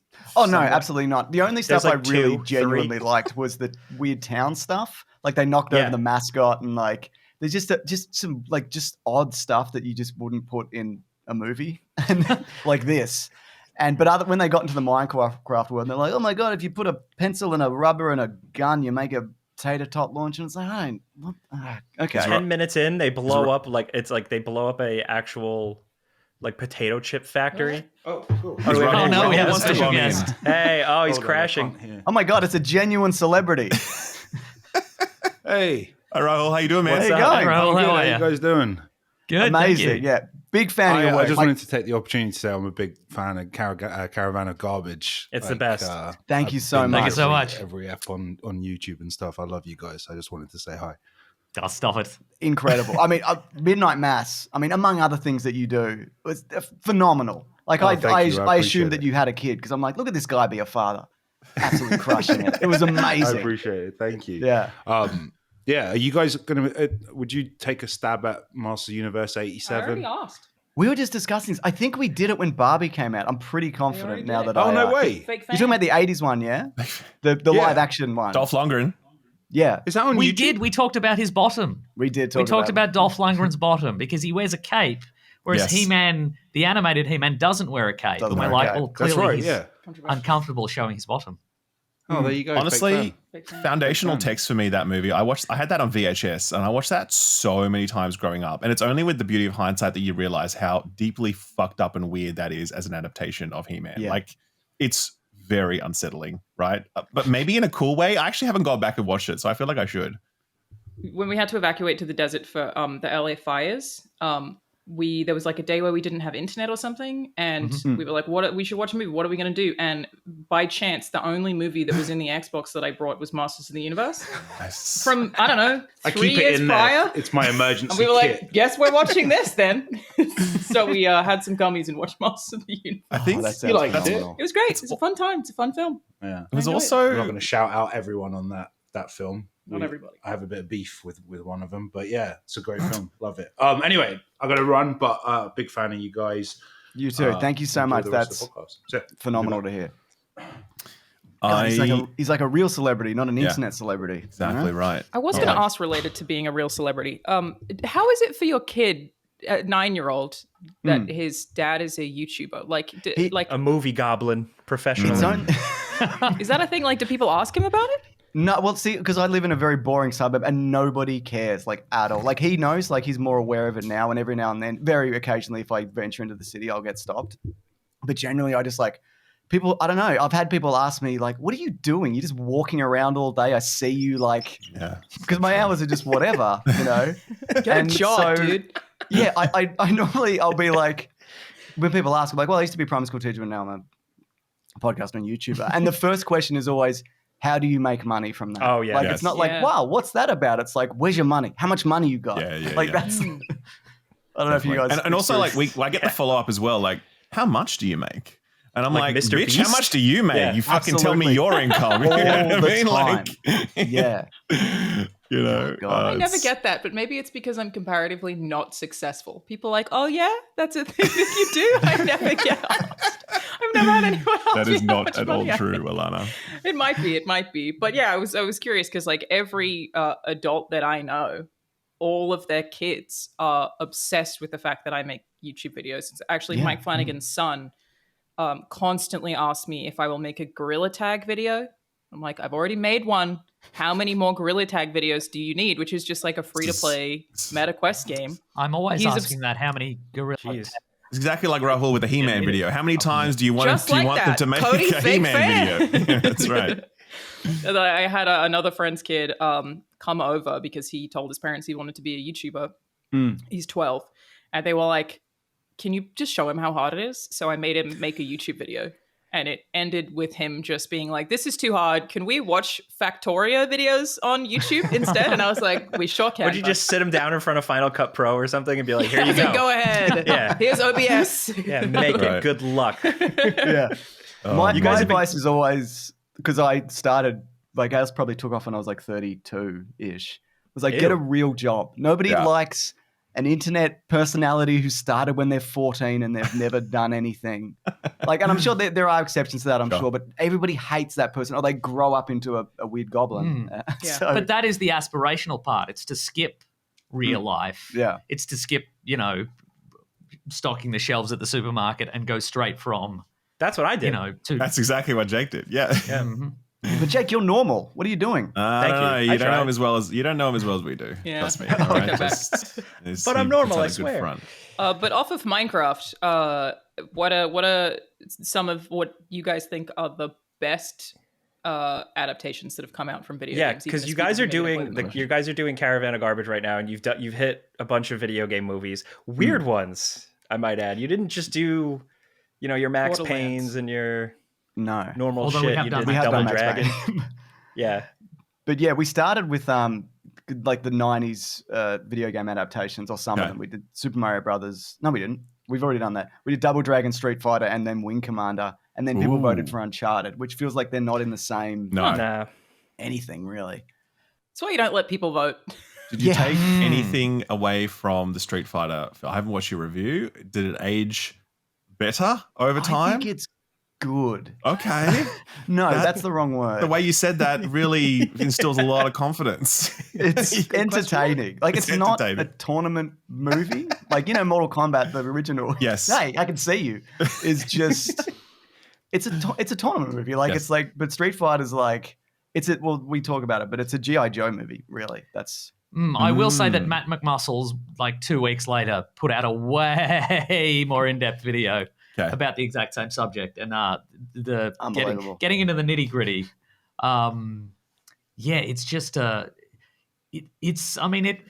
guess it's real movie making in the sense, excuse me, that it's just them working with what they had, i.e. a man with a drug problem having affairs and constantly dwindling resources and studio interference and video game publisher interference and etc. And this is what we got. You know what I mean?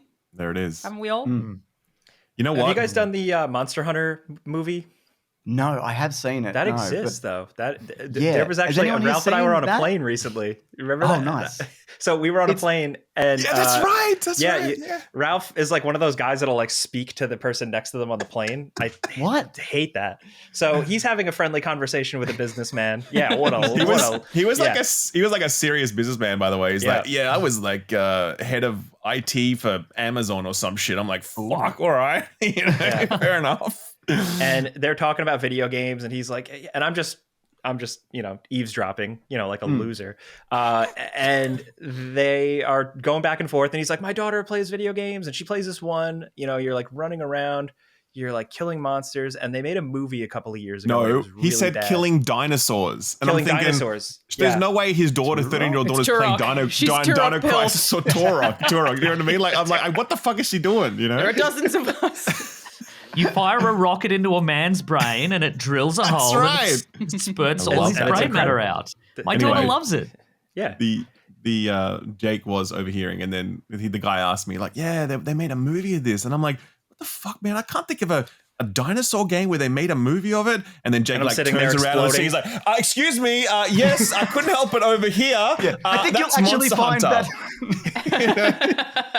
It's starring Mila Jovovich. Cool guy. Yeah. So I love the idea that the businessman also didn't know that you and Ralph knew each other. So you just seem like some fucking nerd. Yeah, big Monster Hunter guy. Just big Monster Hunter movie guy. Yeah, mind your business, man. Turn around. And Ralph's just like, mind your business. That's right. We're talking here, man. No one asked me your fucking opinion. Which do you think are actually good? Like, are there any video game movie adaptations that, even if they're games that you haven't played, that you would actually consider to be particularly good? I mean, The Last of Us, well, season 1 at least. I've only seen the first episode of season 2, and Fallout. Like, Fallout, absolutely, yeah. Amazing, like Agreed. Genuinely incredible. I've heard good things about Halo. That's not true, but I haven't seen. No, it. you didn't. You don't need No. to. He's got a nice ass. That's about it. Pablo Schreiber is very tall. I've heard He that. is. Yes. He Yeah. is tall. He's very He is. tall. Must be nice. Must be. I have on my list. I really like Gran Turismo from Gamer to Racer. I believe that's the whole I title. don't mind Gran Turismo. Yeah, Yeah, it was a good time. Is that It's like a is that life- like Neil Blomkamp or whatever his name is? it was. Yeah. Yeah. Yeah. Oh, it was. That's Yeah. right. Yeah. I haven't. Now he's I haven't making seen that one. game. Yes. That's also Jesse from Breaking Bad. Aaron Yep. Wait. Paul? Oh, that's Need That's for Need for Speed. Speed, I No, think. we're Damn, thinking. okay. Yeah. What? Because I haven't what seen one- either of those. It's like, Yeah. something- Okay. I forgot. I they got made a twisted Need up for on that Speed one. Yeah. It was I quite saw recent, that yeah. the Gran Turismo one with my son, and we saw him in the shaky chairs, and it was like, Oh. yeah, okay, you know. Okay, It's kinda like I've a never ride. God, actually you're always asked. seeing movies with your son. I am. What are you your best friends with Get your a son? life, dude. Yeah, God, grow up. Get a life. Honestly. I want to do it before he doesn't want to do it anymore. Yeah, you true. know? Yeah, no, totally. Yeah. It's a great thing to do, to be clear. We support spending Oh, yeah, time why with am I your kids on defending this show. myself? You're like, well, I just... I just love my son. Okay, I'm sorry. Are we? Did he like can the I- Brutalist? I would love to subject him to that. Can I ask a question though? I've never actually asked anyone this who's been to those 4D chairs or whatever because I've never done it. Is it Oh, Ronnie. remotely worth it to go to Oh. to use the 4D chair thing? Is it No. worth it? No, Absolutely it's not. I terrible. only ever go if it's the only time I can get to. Like I got to do Okay. school pickup or whatever. So it's like, well, this is happening. I would love to pay $8 extra to turn off this function because I don't like it. Right. What Awful. cinema are you going to that you like have to be subjected to that frequently? I don't want to name it specifically, but it is a Fair Hoyts facility. People will be yeah. camping out at the The entrance only waiting time for I've you. ever done it is at Movie World, actually. It's Oh, the yeah. only time I've ever done that's a Australian theme park, everybody. I did. Oh God, Warner it's so The only Brothers. bad. time I've ever even seen one. I did it. I did it once for Logan. I needed tickets to Logan. The last tickets left for Logan were at the MX4DX seats. Okay, so this is my first experience seeing Logan. The opening scene, Oh my when he's God. like, he's limo like driver? drunk. He gets in the fight. Yeah, he's the limo driver. He gets in the fight. He murders those dudes, and then he gets back. He like picks himself up, slams the car door, gets in the limo, and peels out. And you go on a ride with him as he drives yeah. away, and it cuts to the next scene. And So- as this thing kicks into gear, every single person sitting in the seats, they all had popcorn on their lap. The popcorn all just dumped forward onto the floor for can't believe And everybody. at That's the your end, first when the impression when of the that when movie. the I when was the child miserable. Newton tips his grave marker over to finally form an X, the whole cinema was like, Tips you out of the seat. "Wah!" What a ride! Wow, what a film to have that for. That's Yeah, it was a crazy. mistake. It was bad. It probably Wow. clouded my perception of Logan. I talk a lot of shit about Logan, and I think that might be part That's of a it. great movie. Yeah, it's all right. Go without a vibrating seat. You'll be fine. Dude. Yeah. Well, You're more of a Deadpool versus Wolverine man or whatever that movie's called. what are you trying to say? What does That's that mean? rude, man. That's that sounds rude. loaded. That was a compliment. It was a compliment. I don't know. In Take it however you want. in preparation for this interview, I watched the Borderlands film over the Oh my weekend. God. Yeah. Yes. Jesus Oh, Christ. I haven't seen it. You have not. Oh, you I should. actually- You simply must. This is simply must. Something This is my kink. Actually, I actually buy these videos 4K Blu-ray, so I have them forever. Right, they sit on my shelf forever as a reminder of what I've Borderlands done. 4K Blu-ray? I have that right You think there. they got that sale and they were like, "We did it, boys! We did it, There's boys. one!" Randy Pitchford gets a fax every time one of those sells. We sold You know, one! that's right. Right next You, to the you Maltese guys would know Falcon. this. I'm sorry to interrupt. What is with that guy? Oh, dude, don't. What's going on? Don't worry about it. Don't worry about it. Just Everybody has a story. I think he is very unusual. Let's just put yeah, it because that I just way. hear like what the internet is saying. Like, so I assume What's on that maybe USB stick, Randy? What's on the USB stick? We know what was on that USB stick, Alana. Okay, Just But keep asking. Why you guys would Um, fuck me on this? anyway, Still the greatest quote. he's just very bad at PR, like extraordinarily bad. You know, like he does. His studio that he runs is a good outfit. They make a good game and they charge a fair price for it. They also give royalties. as in Do they? residuals. Sorry, which is one of the To very who? few that do. To who? The developers? I have a friend who just did communications and PR on like Borderlands 2, and he still gets residuals. Yes. Sales of Borderlands 2, and that's like unheard of. I think they do it for pretty much everyone on the team except like composers or contractors, I guess. Yeah. I think he Which actually, is great. from the looks of things, he actually seems to manage his studio and his people pretty well, from what I can tell. Okay. I haven't seen a huge, other than he's had like some spats with like, I don't know, the former voice actor for Claptrap or whatever, the very public, Yeah. whatever. But overall, he seems like he runs a good operation. But it's just every time he opens his mouth, you're like, don't do that. Don't So he's sort of open like your a mouth. like a crotchety old man in the neighborhood who really has a heart of gold. He's a fair, But no, it's not an like equitable crotchety. businessman with the front of a lunatic. is what's Yes, exactly. Yes, he definitely seems like a lunatic, and I believe that on many levels Have he you actually met him before? is. Me? Yeah. I've been to his house before. What? This is his house? Yes. Wow. We're Okay, getting I was into going to this. say, I've met him a couple of times, and I would describe him as being extremely excited. He just seems excited about Yes. everything. Okay. Yeah, I went to his house years ago when I was way smaller creator and I was attending an event at in Dallas because QuakeCon, it's QuakeCon. And like for whatever reason, like Randy thought the Australians knew how to party, so they invited the entire Australian contingent along to his house. Do you guys? Is that like a thing? Definitely. Well, like, Yeah. I don't party. I'm not talking about drugs, by the way, just to be clear, because No, I don't no, want to. no. I'm just talking about like Australians are fun. Okay, we're chilled out. We have a good vibe, whatever. So they invited the whole Australian to his Shut up, house. Jake. Your facial And- expression I didn't said say too that. much. You're And, outnumbered here. And so I didn't know him, and he didn't know me, or whatever else, and we didn't even talk the whole time I was there. But he has a theater in his house called the Peacock Theater. And so when we were invited, we were all told that it was like, oh, we're going to a peacock party at Randy Pitchford's house. And I'm like, this is 100% a sex thing. This is 1000% a Eyes sex wide thing. shut, Yeah. something. Eyes wide shut, Yeah. baby. And then we get there, and it's literally a magic show. And to be Oh, clear, that's why this he is loves magic. this is not He some loves rinky-dink thing. Like, he gets like the best magic performers in the state to come to his house and give this incredible performance that was just like mind-blowing act after act, and it was just in his house. You know what I mean? And there was Rich actually people, one. man. You know what I mean? I Like, know, it's right, just yeah. so weird sometimes. was actually- It's like, wow, you live on a different planet. There was one Australian content creator that came as well, and he was like invited up on stage to do a trick with Randy, and Randy like did this trick like, oh, I'll show you this card or whatever, and then here is it this one, and then the guy's like, no, and then Randy had this like really confused look on his face, and then so he's like, okay, let me try that again, and is it this one, and the guy's like, no, and Randy's like really confused at this point, and then the guy like the Australian content creator like turns to the audience, goes, actually, I was just fucking with him. And everyone's like, oh, man, fuck you. Australians, you can't trust them, honestly, You're like- especially overseas. Ugh. You're like, come on, man. So anyway, he didn't get invited back. Didn't get invited back to the So, Peacock Theatre. I but guess yeah, that was the time. you need a hype man, right? Like every industry needs a hype man. The comic book industry had Stan Lee for a while. Yeah. 50 A years, while. You know what, 60 Joseph years. Barris might be our hype man right now. Who's this? I feel like Joseph Farris. Joseph Barris. Yeah, because I feel Oh, like he's yeah, really right. Yeah, he's like great. he's hyping up the stuff that gamers really actually care about in a way that and Sven von Larian, I guess, that a lot of people aren't willing to. Randy's just like, really hyped about Borderlands. Oh my and god, Magic. I love that that set walkthrough that he does and he interviews all the cast. Phenomenal. So It's an all-timer. weird. And they're clearly all-timer just clip. like, we hate this. None of them wanted to be there. So anyway, watching the Borderlands film, it was really staggering that, first of all, Kate Blanchett is in this film. Yeah. And she's retiring now. I wonder why. Is she actually? Is she retiring? She's been saying that recently. She says it every couple of years, though. Ah, right, fair enough. But Did you to see have Tar? her in this?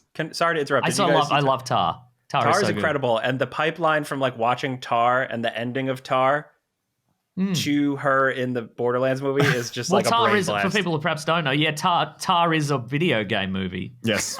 James, have you seen Tar? I haven't seen Tar. It's about a woman, Lydia Tar, who's a sort of a famous conductor, music conductor, who has a lot of skeletons in her closet that sort of all unravel over the course of a she short gets like span of time. canceled. And then she gets cancelled and she gets disgraced. And spoiler alert, her only recourse after being cancelled is to go overseas and conduct an orchestra that is performing the music from Monster Hunter. Yes. Like a fan concert. It's interesting Are because you obviously being she's still serious? rich, This she's still sounds made up. famous. No, this is real.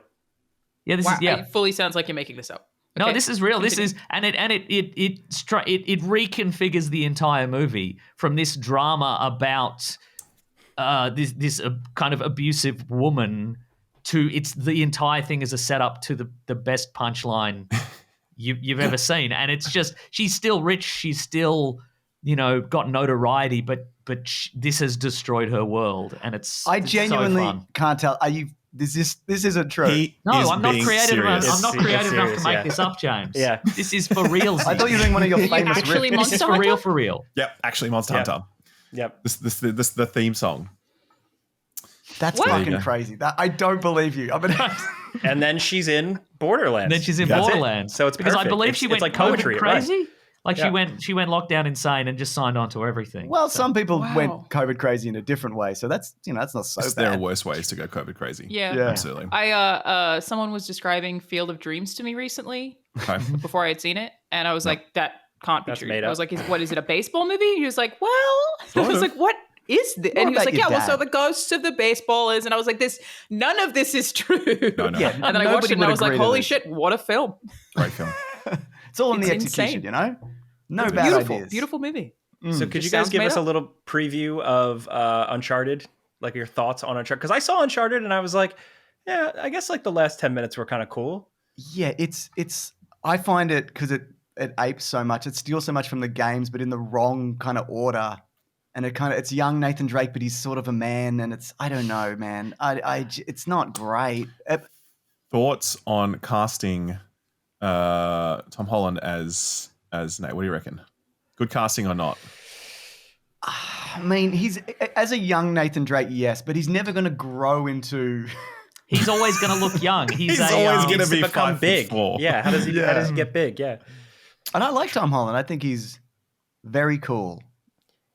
Yeah. That sounds like an insult. It was an insult. Very cool. It just falls into that weird thing where it's, the Uncharted games were a celebration of like things like Indiana Jones. And then now you're making a movie that is of a thing that was celebrating and aping movies. And now they're doing it with, what is it? Until Dawn, the horror game? Oh, yeah, that's right. That's come. Which that Yeah, that's game was right. just all horror movie Movie. tropes. It was like a celebration of horror movie stuff. And now they're like, let's make a movie about video that. games. Yeah, But the movie well, it's is not not- even that. It's so different. Yeah. Yeah, so what's the movie of that then? What are they? they're The doing a movie's different not thing. out yet, but it appears to be people in a house, and at the end of every day they die. It's a thing that I okay. think Hollywood keeps trying to do. Like I heard whispers about the Dead by Daylight movie doing a similar thing where they're like really trying to gamify the film instead of just adapting the film into and it'll be like this because video games rather than just taking the video game and making it into a film. It's really interesting. So I was going to ask off of that, how do you guys feel about video game adaptations? Like or adaptations in general, do you like them to be one-to-one? Do you prefer them to be different? Like where casting is concerned, do you want people to look the same? Does that matter to you? Like what is the Absolutely correct not. approach, do you think? I just have to speak to myself 1 second. Mason will talk. I'll film. microphone on Hi, the everybody. It's me, the star of the show. I don't think it matters. I mean, I think The Last of Us proved that you don't need actors to look one-to-one. Obviously, there are some people who are objecting to that. A lot of people are super down on Bella Ramsey for not looking like Ellie, but Pedro Pascal doesn't look like Joel at all, and nobody has an issue with that. Sure. I think the future, at least for the foreseeable future, they are going to heavily gamify these movies and TV shows just because Minecraft did that. Like it's just... Oh, did they gamify it? It's just not being heavily familiar with the game. It feels to me like they've just built a list of all the stuff in the game, and they're like, this is what people want, and it's worked. So people. I think the challenge with the Minecraft thing, it's possible. Yes, it goes that way, but Minecraft is so spectacularly huge. It's almost like it's hard to bring it in as an example of, or whatever, you know what I mean? Because we're talking about literally the biggest video game of all time, question mark? You know what I mean? Like, so, I mean, but maybe you're right. Maybe that does have that influence where it's like, well, that really big successful thing worked, so we'll just do that. And yeah, it just becomes terrible. Every adaptation is that again, which would be the worst timeline, you know? Yeah, they're I going to think learn maybe all the GTA. right lessons. Oh, sorry, Jack, go ahead. I was just going to say they're going to learn all the right lessons from this, I'm sure. Yeah, they always do. Yeah, I think I may have said this to you guys offline before. I don't remember if I mentioned it, but I will occasionally be asked to consult on video game adaptations. And when I say consult, I don't mean like officially. I mean like a friend comes to me and is like, hey, this studio asked me about an adaptation of this game. Should I take it? And sometimes I'll like play the video game in front of whoever person, whatever. And one of the ones that I had a call with an exec on, the game that they were talking about was such a simple, straightforward story that was so easy for me to explain. And they were like, don't want to do any of that. And they just went with the visuals. Like, it was really interesting to hear it firsthand, where they were like, well, the aesthetic, think about all the things we can do with the aesthetic of that world. And they threw out the entire story, even though it's a very well-received story. It was a really interesting thing to witness. Is that because Hollywood executives don't want to give any credit to the writers of the original game? They want to bring in Hollywood screenwriters? They wouldn't have to anyway. The way that screenplay credits work is you only get a screenplay credit if you have written on it and dramatically changed a scene. So like even people who punch up dialogue or consult don't get any credit. So they wouldn't have to anyway. They would always have to obviously IP, but... All right. Am I correct in you worked on the modern God of War games? I worked on God of War Ragnarok, yeah. Oh, right. Yeah, that is one of the video games I've played. Wow, you seem like it's the beard. You seem like a God of War Ragnarok guy, you know? I look like someone who has a 3-monitor setup, but or I look like I live in a lighthouse. It depends on how I'm dressed. Yes. But I actually don't own a computer. I'm a real Luddite, but I've played the modern God of War games, which I think are great. Are you serious? Hang on. How do you exist in life without a computer? It's a great question. I have that. Are you just on your phone? God. You're one of those guys? Oh, man. You don't have a laptop? I don't have a laptop now. Jesus. Wow. So I'm going to imagine that all of the uploading and tagging and SEO stuff that happens on the podcast happens on the other happens side. magically. That's right. I don't know how. It's Weekly who does it. Planet doesn't We do also anything. have a team of people, I should point out, like Raw Colleague specifically. Rob Collings, he does so much stuff. They're incredible. Yeah. That's great. Yeah. Mason works full time, like outside of. It has been frustrating to watch across the board. Hollywood think that they know better than video games, but I've also like seen game studios who really want to go the Hollywood route because it makes them feel good. You know, like there are like literally like studios that are like, oh, but we want the esteem of this like writer, to and this legitimize. director, and they think about that before they think about what the product is, and it's a bummer to see because it's kind of going both ways. Yeah, that happened with the comic book industry a couple of decades ago, where it stopped becoming, and this is sort of pre, the MCU boom. It sort of became, comic book studios and publishers started to crop up, and the idea was, everything they produced was just kind of like a preview for a potential movie. Everything was built from the ground up to be, we'll adapt. Oh. This is something we can adapt. I see what you mean. I don't know if you guys are familiar with Mark Miller. He owns a company called Miller World, and he's a comic book writer. And for the last decade or so, everything he's produced has sort of been it's a pitch, basically. Everything is a pitch for a potential Yeah. adaptation, as opposed to a comic book for the sake of being a comic book. And some of those adaptations have been bad. Yeah, and also, you guys probably know this, but Netflix bought the whole thing, Miller World, and they did Jupiter's Legacy, another thing, Super Crooks, and then it's just like it's gone. Yeah. So right. Yeah. God, that's I don't know. funny.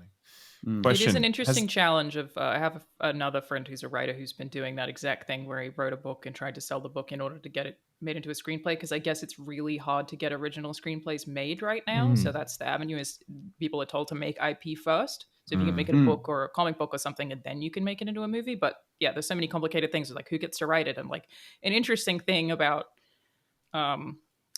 phrasing this without saying anything, when you work on an adaptation, most people who work on video games are not part of the unions. So that means that even the creator of the thing, even if they were the writer, of the video game are not allowed in the writers' rooms because that goes against union standards. So like the people who may have created the game or wrote the game aren't allowed to be in writers' rooms for the adaptation, so they can't even be there when the ideas are happening because the unions won't let them, which, you know, I understand union rules and respect them, obviously, but it's just another really interesting challenge is that the creatives have to be outside of that because we aren't part of the union.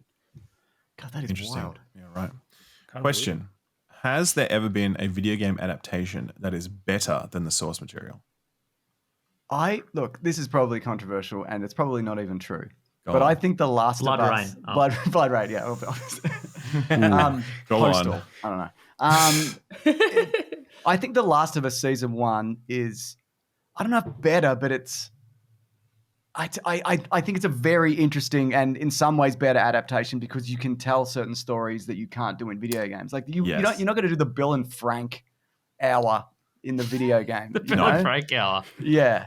No. And so again, The Last of Us is a perfect game. So this is probably not. No. I hear your point though. I hear your point. I think you're not saying like it's better per se, but It's sort worthwhile. of it's able to add something to that text in a way that feels kind of like natural and iterative. And I totally agree with that. And I think that was one of the Same as strengths of Fallout, it. right? It's the right way to do it. It's like you're not just one-to-one translating any of those games. You are creating something in that world. It's with stuff that we already know about. But I think that's the right way to do it for sure. And they've obviously been received really well. And with that perspective as well, I mean, there's obviously it's a minority, but there's a small faction of insane fans that are like, well, that actor doesn't look like that character, etc. But if you do set it in the same world, then you just be like, the characters you love, they're still here, and maybe we'll meet them one day, and they'll look exactly like the characters you like. But we're telling the story here. Yes, so for sure. You either get a Last of Us or you get they made Hitman twice for some reason. I'm actually really hopeful for I think it's Zach Kreger, the Barbarian guy, is doing a Resident Evil movie. They're giving it one last shot, and I think that has potential. 7-8 movies in and a TV show and whatever else. Animated series.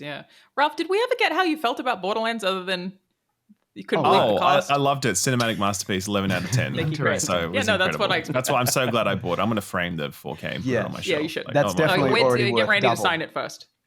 I unironically believe, though, and I would be happy to be challenged on this, I unironically believe that the single greatest movie adaptation is Mortal Kombat, the original one. Oh, absolutely. Is there anything that has topped it? Question mark. Street Fighter 2, but it's animated.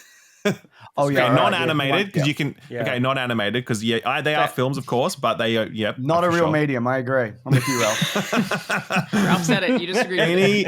Anything top the original Mortal Kombat?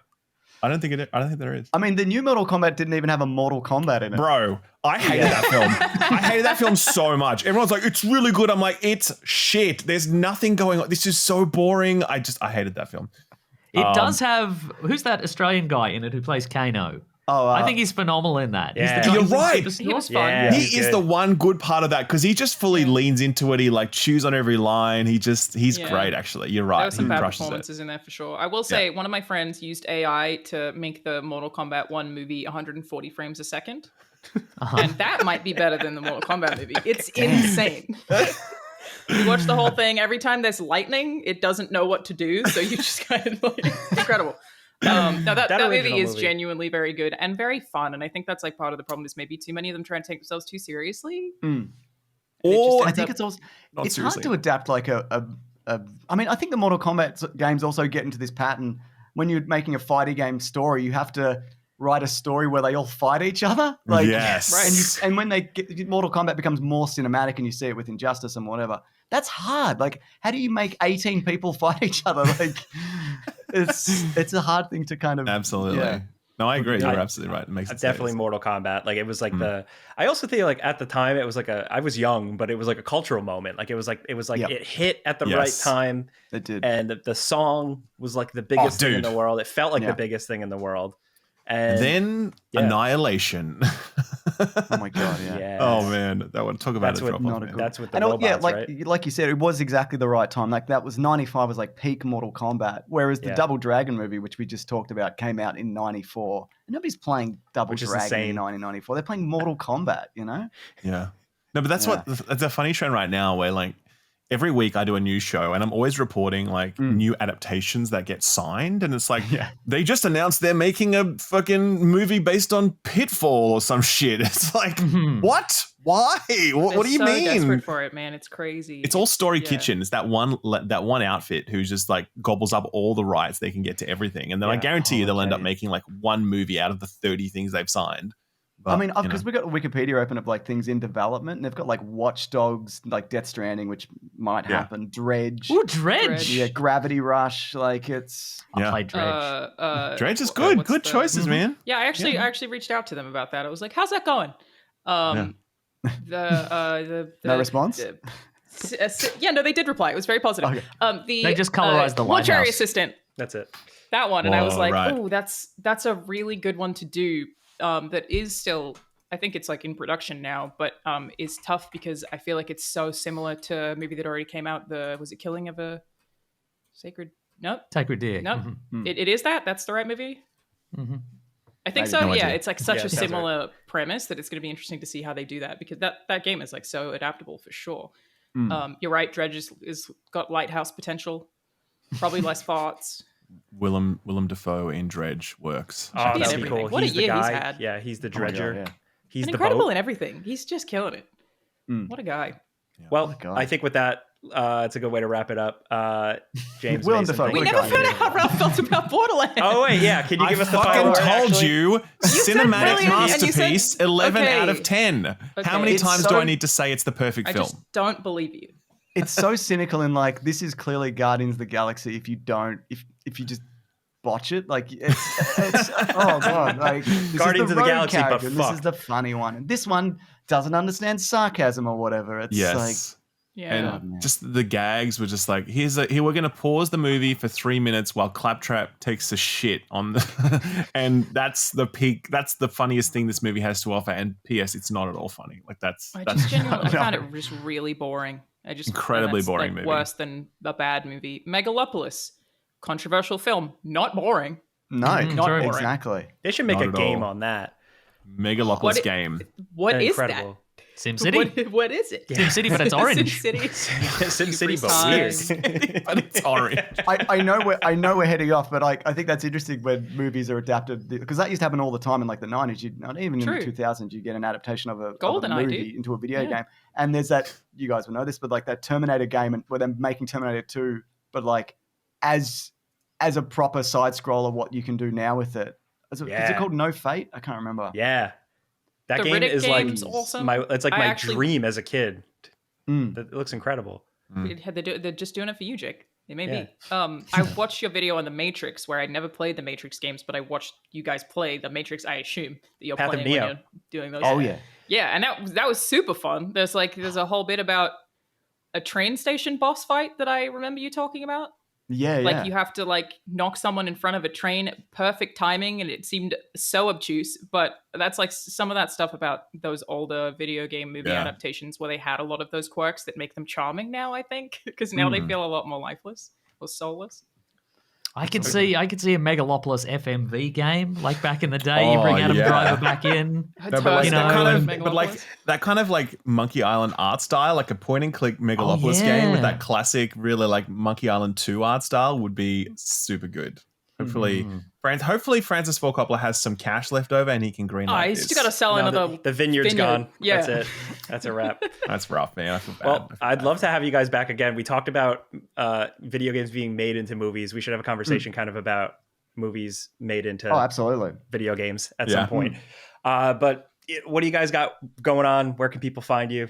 Great question. The whole pitch. First of all, thank you for having us all on. Absolutely. You're all thank you for being independently here. very talented, and it's cool that you all come together and do this. It's a lie. So It's you a are. total I know lie. that you're missing a person this week. Yeah. RIP. But we have a podcast called The Weekly Planet. We talk movies and comics and TV shows. And we have a YouTube channel where we talk about movies. Mr. Sunday Movies with Caravan of Garbage is the name of the series. I literally could have said that out. I tried so hard this whole podcast to not be like a parasocial weirdo, but I am a huge fan. So thank you guys for your time. thank you so much. I love what you do. You literally like make my weeks. So just keep it on. so keep on kind. keeping The on. weirdest parasocial part of this for me is that I'm used to hearing your voices without seeing your faces, and I Oh, keep sorry being like, about that. "Where's the B-roll?" I genuinely had that thought where I was like, "And then they're going to play B-roll, right?" They're not doing it. That's crazy. We'll put a little bit over this. We should ask Stu to edit something in just so it feels Yeah, the just Weekly put a little Planet bit. people Thank you. feel Appreciate welcome. that. So yeah. Also, I think this might be us not included. This is the podcast with the best hair of like. that Oh, I've- absolutely. Yeah. Wow. You That old means a lot. smoothie, you know Thank you. just what to say. There Yeah. you know. Oh, man. That's right. Wow. Jake's got the Superman curl going. A little bit. I was do, for yeah. the movie. Do you do We that on call it the purpose, or corn. does it just happen? No, it just falls. It's the corn sweat curl. Incredible. That's what we're calling it now. Beautiful. If he's good, What a we'll blessing. see. Anyway, Yeah. thanks, guys. See you soon. Thank you.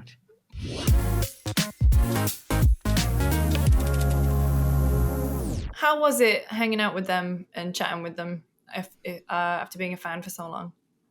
Great. It was everything I hoped and more. They're even better. Good.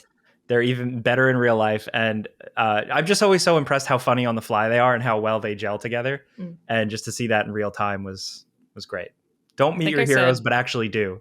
If they're the weekly Over planet. When a they're digital good. format Yeah. over a video call. I think Yeah. I said as soon as we stopped recording, I was like, that was a mess, you guys. And both Jake and Ralph were like, as Yeah. it should be. And I was like, all right, great. It was so all over the place. Yep. But like, that's the kind of energy that they have. And it is part of the reason people love watching them so much, is like they let themselves go on tangents and it's really fun. And yeah, it is always cool when the people that you watch make content are actually just like that. And they were totally like that. That's what I kind of felt like when well I said. met like the Funhouse lot the first time. Where I Yeah. was like, that was the same kind of energy. I was like, oh, you're all just as cool. Like James and Elise, obviously, like just as cool as I. You're like, this is truly a fun house. I don't know anything about it. I've never watched. I don't know. Wow. Thanks, Jake. Yeah. Sorry. Well, Really appreciate that. Thanks so Yeah. much. yeah. It's fine. Well- Yeah, they are the same. I mean, like a conversation with any of the Funhouse people is just people hanging out for an hour and not recording it. Like it's the same. It's the same thing for sure. All right, we go to a next user question. This one's Yeah. from Nathan Slake, who put it on the Substack, which we do. If you want to follow that, it is friendspersecond.substack.com. It is basically a kind of a cheat sheet of everything we talk about on the show, some links, some pictures, some bad jokes, and it comes out a couple days after the episode goes up, depending on my schedule. And I was in Japan, so please don't come for me. Suck it. Anyway, this one's from Nathan. Want you all to know it's a real highlight whenever the FPS video goes live in my YouTube, and I get to enjoy listening during my commute. Oh, thank you. Keep it up, team. Yeah, thank you. This isn't directly tied to this episode, and this is for Ralph, but I finally got to Kingdom Come Deliverance 2 after your glowing review a while ago, and wow, is it brilliant. I would have skipped the game thinking it likely wasn't for me, but it's very much for me, and I'm loving it. Aside for Innkeeper Betty's weird switch in voice actor. Yes. Okay. Did it randomly- is it from the first game, or was it switch halfway through the game? No. There are things in Kingdom Come Deliverance 2 where the voice acting like goes up and down in quality in such a wild way that it seems like it could be AI, but like people are hesitant to talk about it in case it's not, and then you're just insulting a voice actor. But like there are some of them, I'm not sure if it's that character exactly that they're referring to. I don't remember the character's name, but there are some of them that are like really. I assume you played that, Maddie. Yeah, I haven't finished it though. Yeah. Some weird voice acting stuff going Yeah. on. Same as Assassin's Creed Shadows. Like it's either Yeah. AI and they're hiding it, or really- some real weird Like voice a different- acting stuff. Yeah, we're at that point now. It's really hard to tell. I know. Which makes me ask, has there been a game you weren't going to play, but it was only due to a friend's recommendation that you picked it up, and it then ended up being a favorite game? Oh yeah. I'm a huge hater, so sometimes I'll pick up a game my friend keeps like, and then I'm like, yeah, I played it. And he's like, what'd you think? And I'm like, I fucking hated it. And I love watching the face. People think I'm like so nice, but like sometimes I love just like But you dunking are on so people. nice. Yeah, like I can't get into Balatro. I'm sorry. I've tried so many times.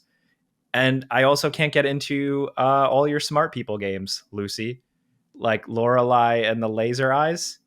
I can't do that. I can't. What do you want me to figure That stuff doesn't out? mean you hate it though. Yeah, Read? That's different. I kind of think one of the biggest privileges of my life, outside of, being able to pay my bills, of course, is having so many friends who work in video games or work in games media.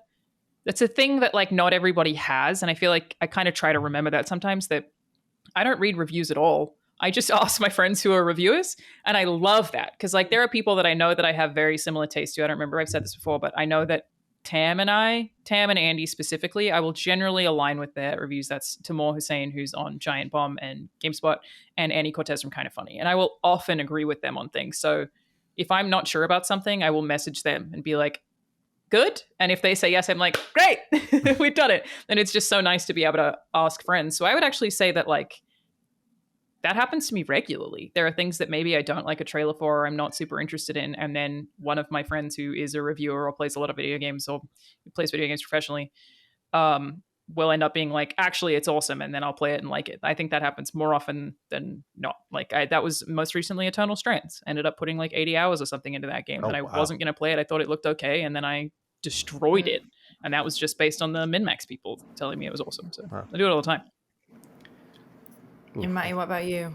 Yeah, I think for me, it was the one that sticks out in my head. If we're talking like a favorite game, I think it was Nier Automata. I remember I used to co-host a podcast with ACG, who does a ton of reviews, and he was talking about in like our own what we're playing section. He's like, "Yeah, I'm playing Nier Automata." I'm like, I remember seeing the game's name, but I was like, "Oh, that's not the Nier I played when I was younger." Like that was such a like little discovery I had at Blockbuster. No one knows about this thing. Like Nier isn't a thing. And I'm like, is that a continuation of that Nier? And he's like, yeah. And I was like, get the fuck out of here. He's like, yeah, it's also really good. And I was like, oh, I got to check this out. I pick it up and it's like one of my favorite games ever. I'm like, oh my God, this game made me feel so existential, but also just like the music's beautiful, combat's really fun. I don't know. Like it's definitely not like the best combat of all time, but I just enjoy that dance that a Platinum Games combat system is. Mm-hmm. And that just totally knocked me on my ass. Like I just wasn't expecting that. Because again, it was like that. We all get to be in the know at times, and so sometimes there's little surprises for us. So when you have that genuine like, oh, this is real, like that was that moment that I always think back to where I'm like, oh my God, there actually is another Nier game. I hope they do that again, by the way. That would be cool. That would be really I would have a similar reaction. It's one of the best games ever made. Yeah, I agree. Truly completely. incredible. My real answer, I can think of one off the top of my head. A friend told me to play Gravity Rush. It just was never on my radar. And I feel like some of those handheld games, like those PlayStation handheld games, sometimes you just miss some of them. Some of them just kind of fell to the wayside. And somebody told me about Gravity Rush, and I was like, really? That game? And then I played it, and I was like, oh, yeah. Oh, yeah. Did you play it on the Vita? I played Portal on a recommendation. It's a great question. Portal? Yeah. Did I play it? Yes, I did. Good, man. Good. Yeah. I was a little scared for a moment there. I think mine would be... How about you, Lucy? Yeah. Tony Hawk's like Pro Skater back in the day. And it wasn't you, Jake. I'm sorry. No, it wasn't. I just I didn't in know, another world, back then. in another life. Yeah. But no, I mean, I was kind of at that age. I had consoles, had a PC, but I wasn't very good at sort of like finding new games for myself. And then I went around to my friend's house, Nell, and she had it. And it was like one of those things where it was like, hey, I know you're kind of not into this kind of thing normally, but I know you like the music. And so then we just, played all night. And then I kind of said to my mom, like, hey, can I have a game, please? And she's like, what, you gonna be a skateboarder now? And I was like, no, that's too dangerous. Yeah. I'll just enjoy it from the comfort of my own home. If any of you found any bands through Tony Hawk that you ended up like loving forever, like I've seen Jimmy Eat World live like 5 times now, and it's just because of Tony Hawk. Alkaline Trio. Goldfinger. Handsome Boy Modeling School. Yeah. Oh, what's the one that they had in American Wasteland? Is it like they had the Armageddon. Armageddon was a great Alkaline Trio song. I think that was in a Tony Hawk. But like a lot of stuff. Yeah. At the same time, it was also like that was the crowd that I started to gravitate towards. Would be kind of the emo, listening to like Less Than Jake and Me First, the Gimme Gimmes, like that kind of.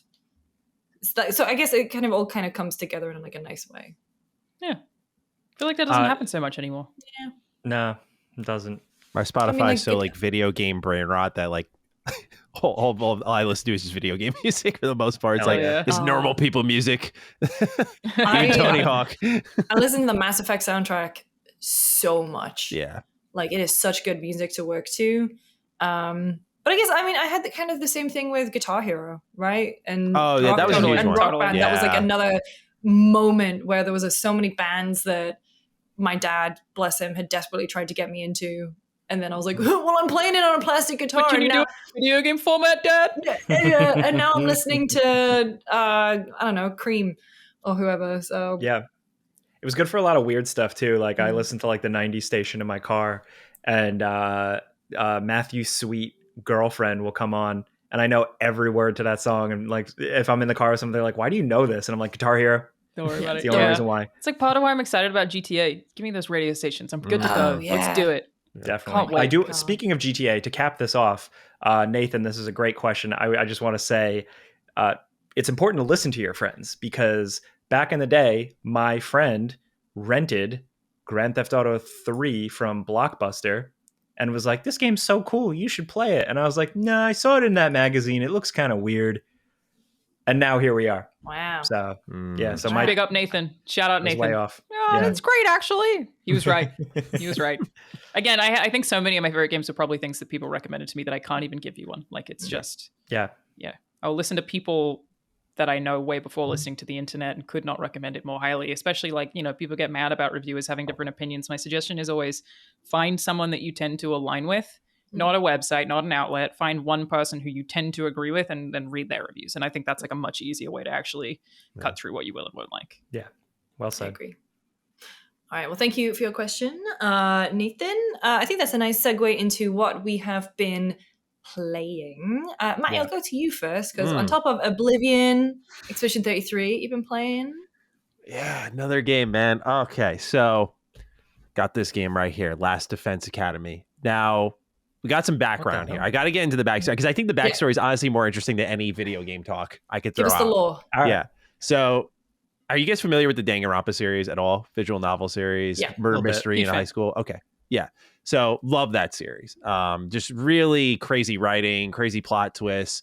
That comes from the mind of Kazutaka Kodaka. Now, he left NIS America, I think it was. I forgot where he was working, but he left to make his own team called Tsukio Games, and he brought like the people who did like the music and the art and everything for Danganronpa with him, and people were hyped. They're like, "Okay, cool.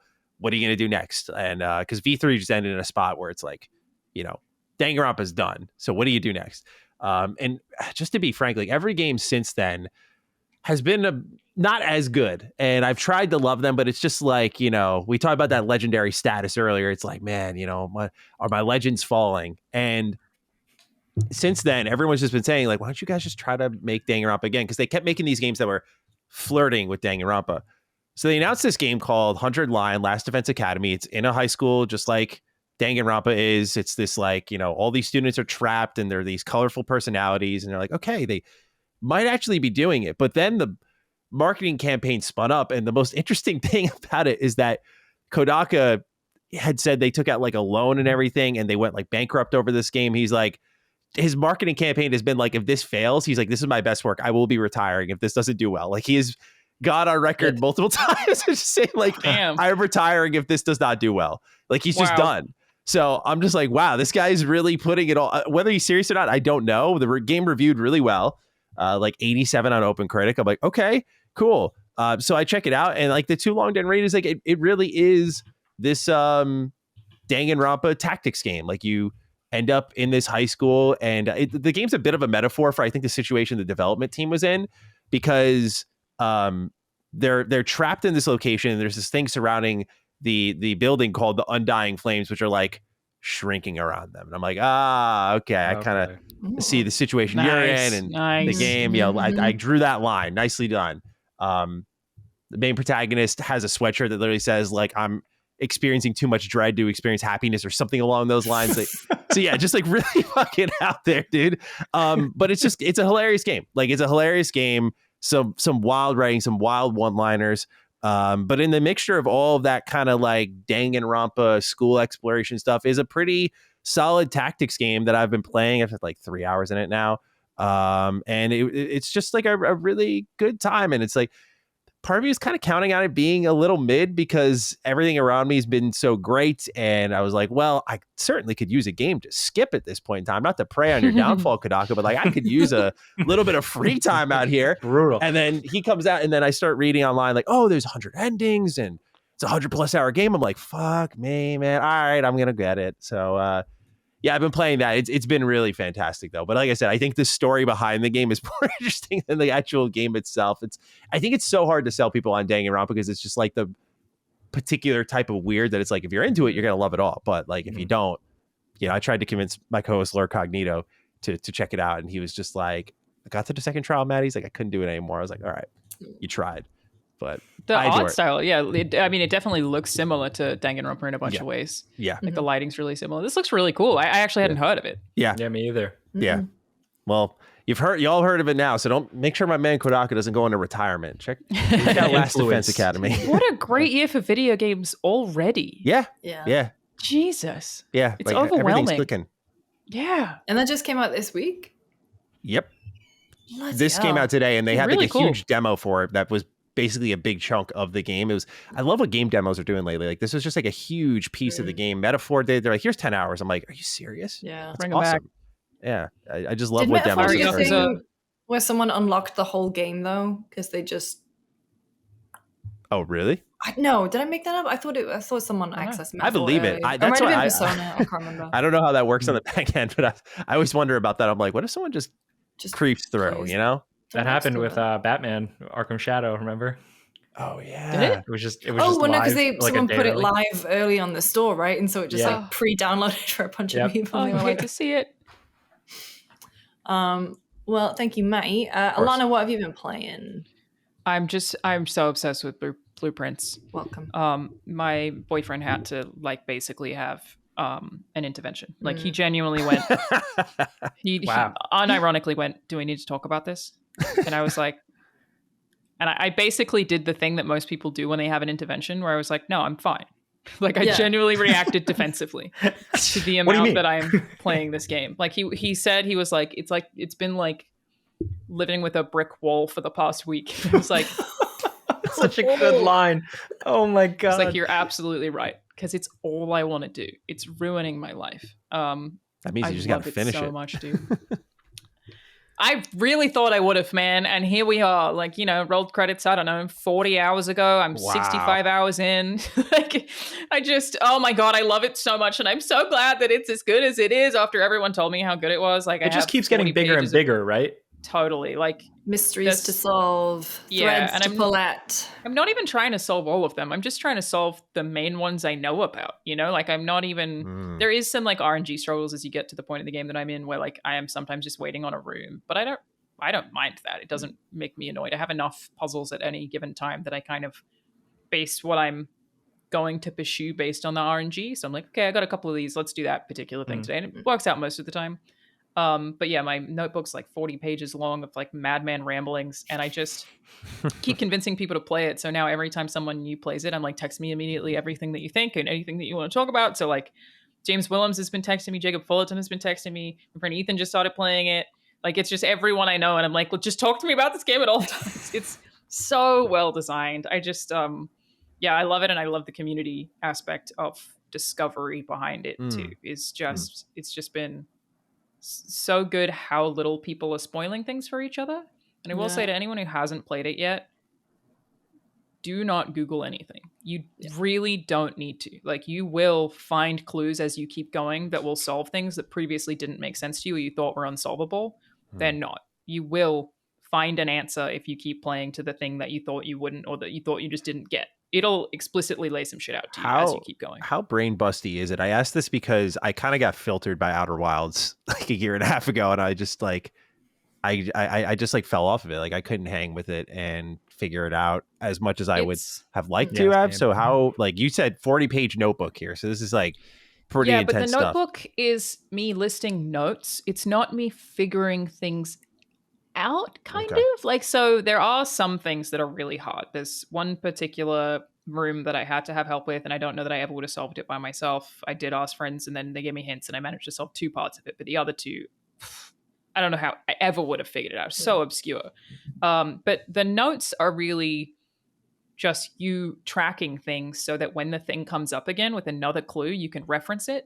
Because there's some things that, like, there's one puzzle that I had solved way before I got the answer, to the extent that I was kind of disappointed with how simple it was. And especially at the time, it feels like the biggest puzzle in the game. And then you get it and you're like, oh, I already figured that out. That sucks. Some of it is, it's much more explicit in the solutions than Outer Wilds is, for sure. Okay. It's just about the time you're willing to put in to look for solutions. Because every time you find a new room, you'll get a new clue or a new note for something. You'll get occasional like clue drops, basically, that tend to show up right when you need them. So I don't think, I keep seeing people say that it makes them feel dumb. I think it's more of an acquisition of knowledge more than Outer Wilds is an application. Okay. If that makes sense. Like you're trying to, it's like you're making your notebook and reading it at the same time. Outer Wilds has a different kind of piecing it together approach. So I would say it's easier, but it probably requires more time. Okay. That helps. Yeah. Can I Steam Deck it? Yes. I think you can, Steve. I played the whole thing on my Roger, as Lucy would call it. Roger Ally. Yeah. I love that. I've never heard that. I love that. Roger. Whole thing. Roger Ally, microtransactions. Yeah. Yeah, the whole thing on my Roger. I've also played a little bit more of Indiana Jones because that came out and then everyone just kind of stopped playing it for some reason. I feel like that happened to a lot of us. The game fucking rules, man. It rips. Like, Absolutely it's rips. really good. Like, it's so creative. There are so many gorgeous environments, but it does a lot of stuff that I never would have expected it to do. There's this one segment that's almost horror-esque that I was like, I don't see that coming. It's just really creative. They make great games. They've had that one blunder that they did have that we just pretend it didn't happen, but then they came back and they've made another really great game. So Machine Games, obviously I'm referring to. It rules. If you skipped it, it's now out on PlayStation as of last week, I think. Yep. Before.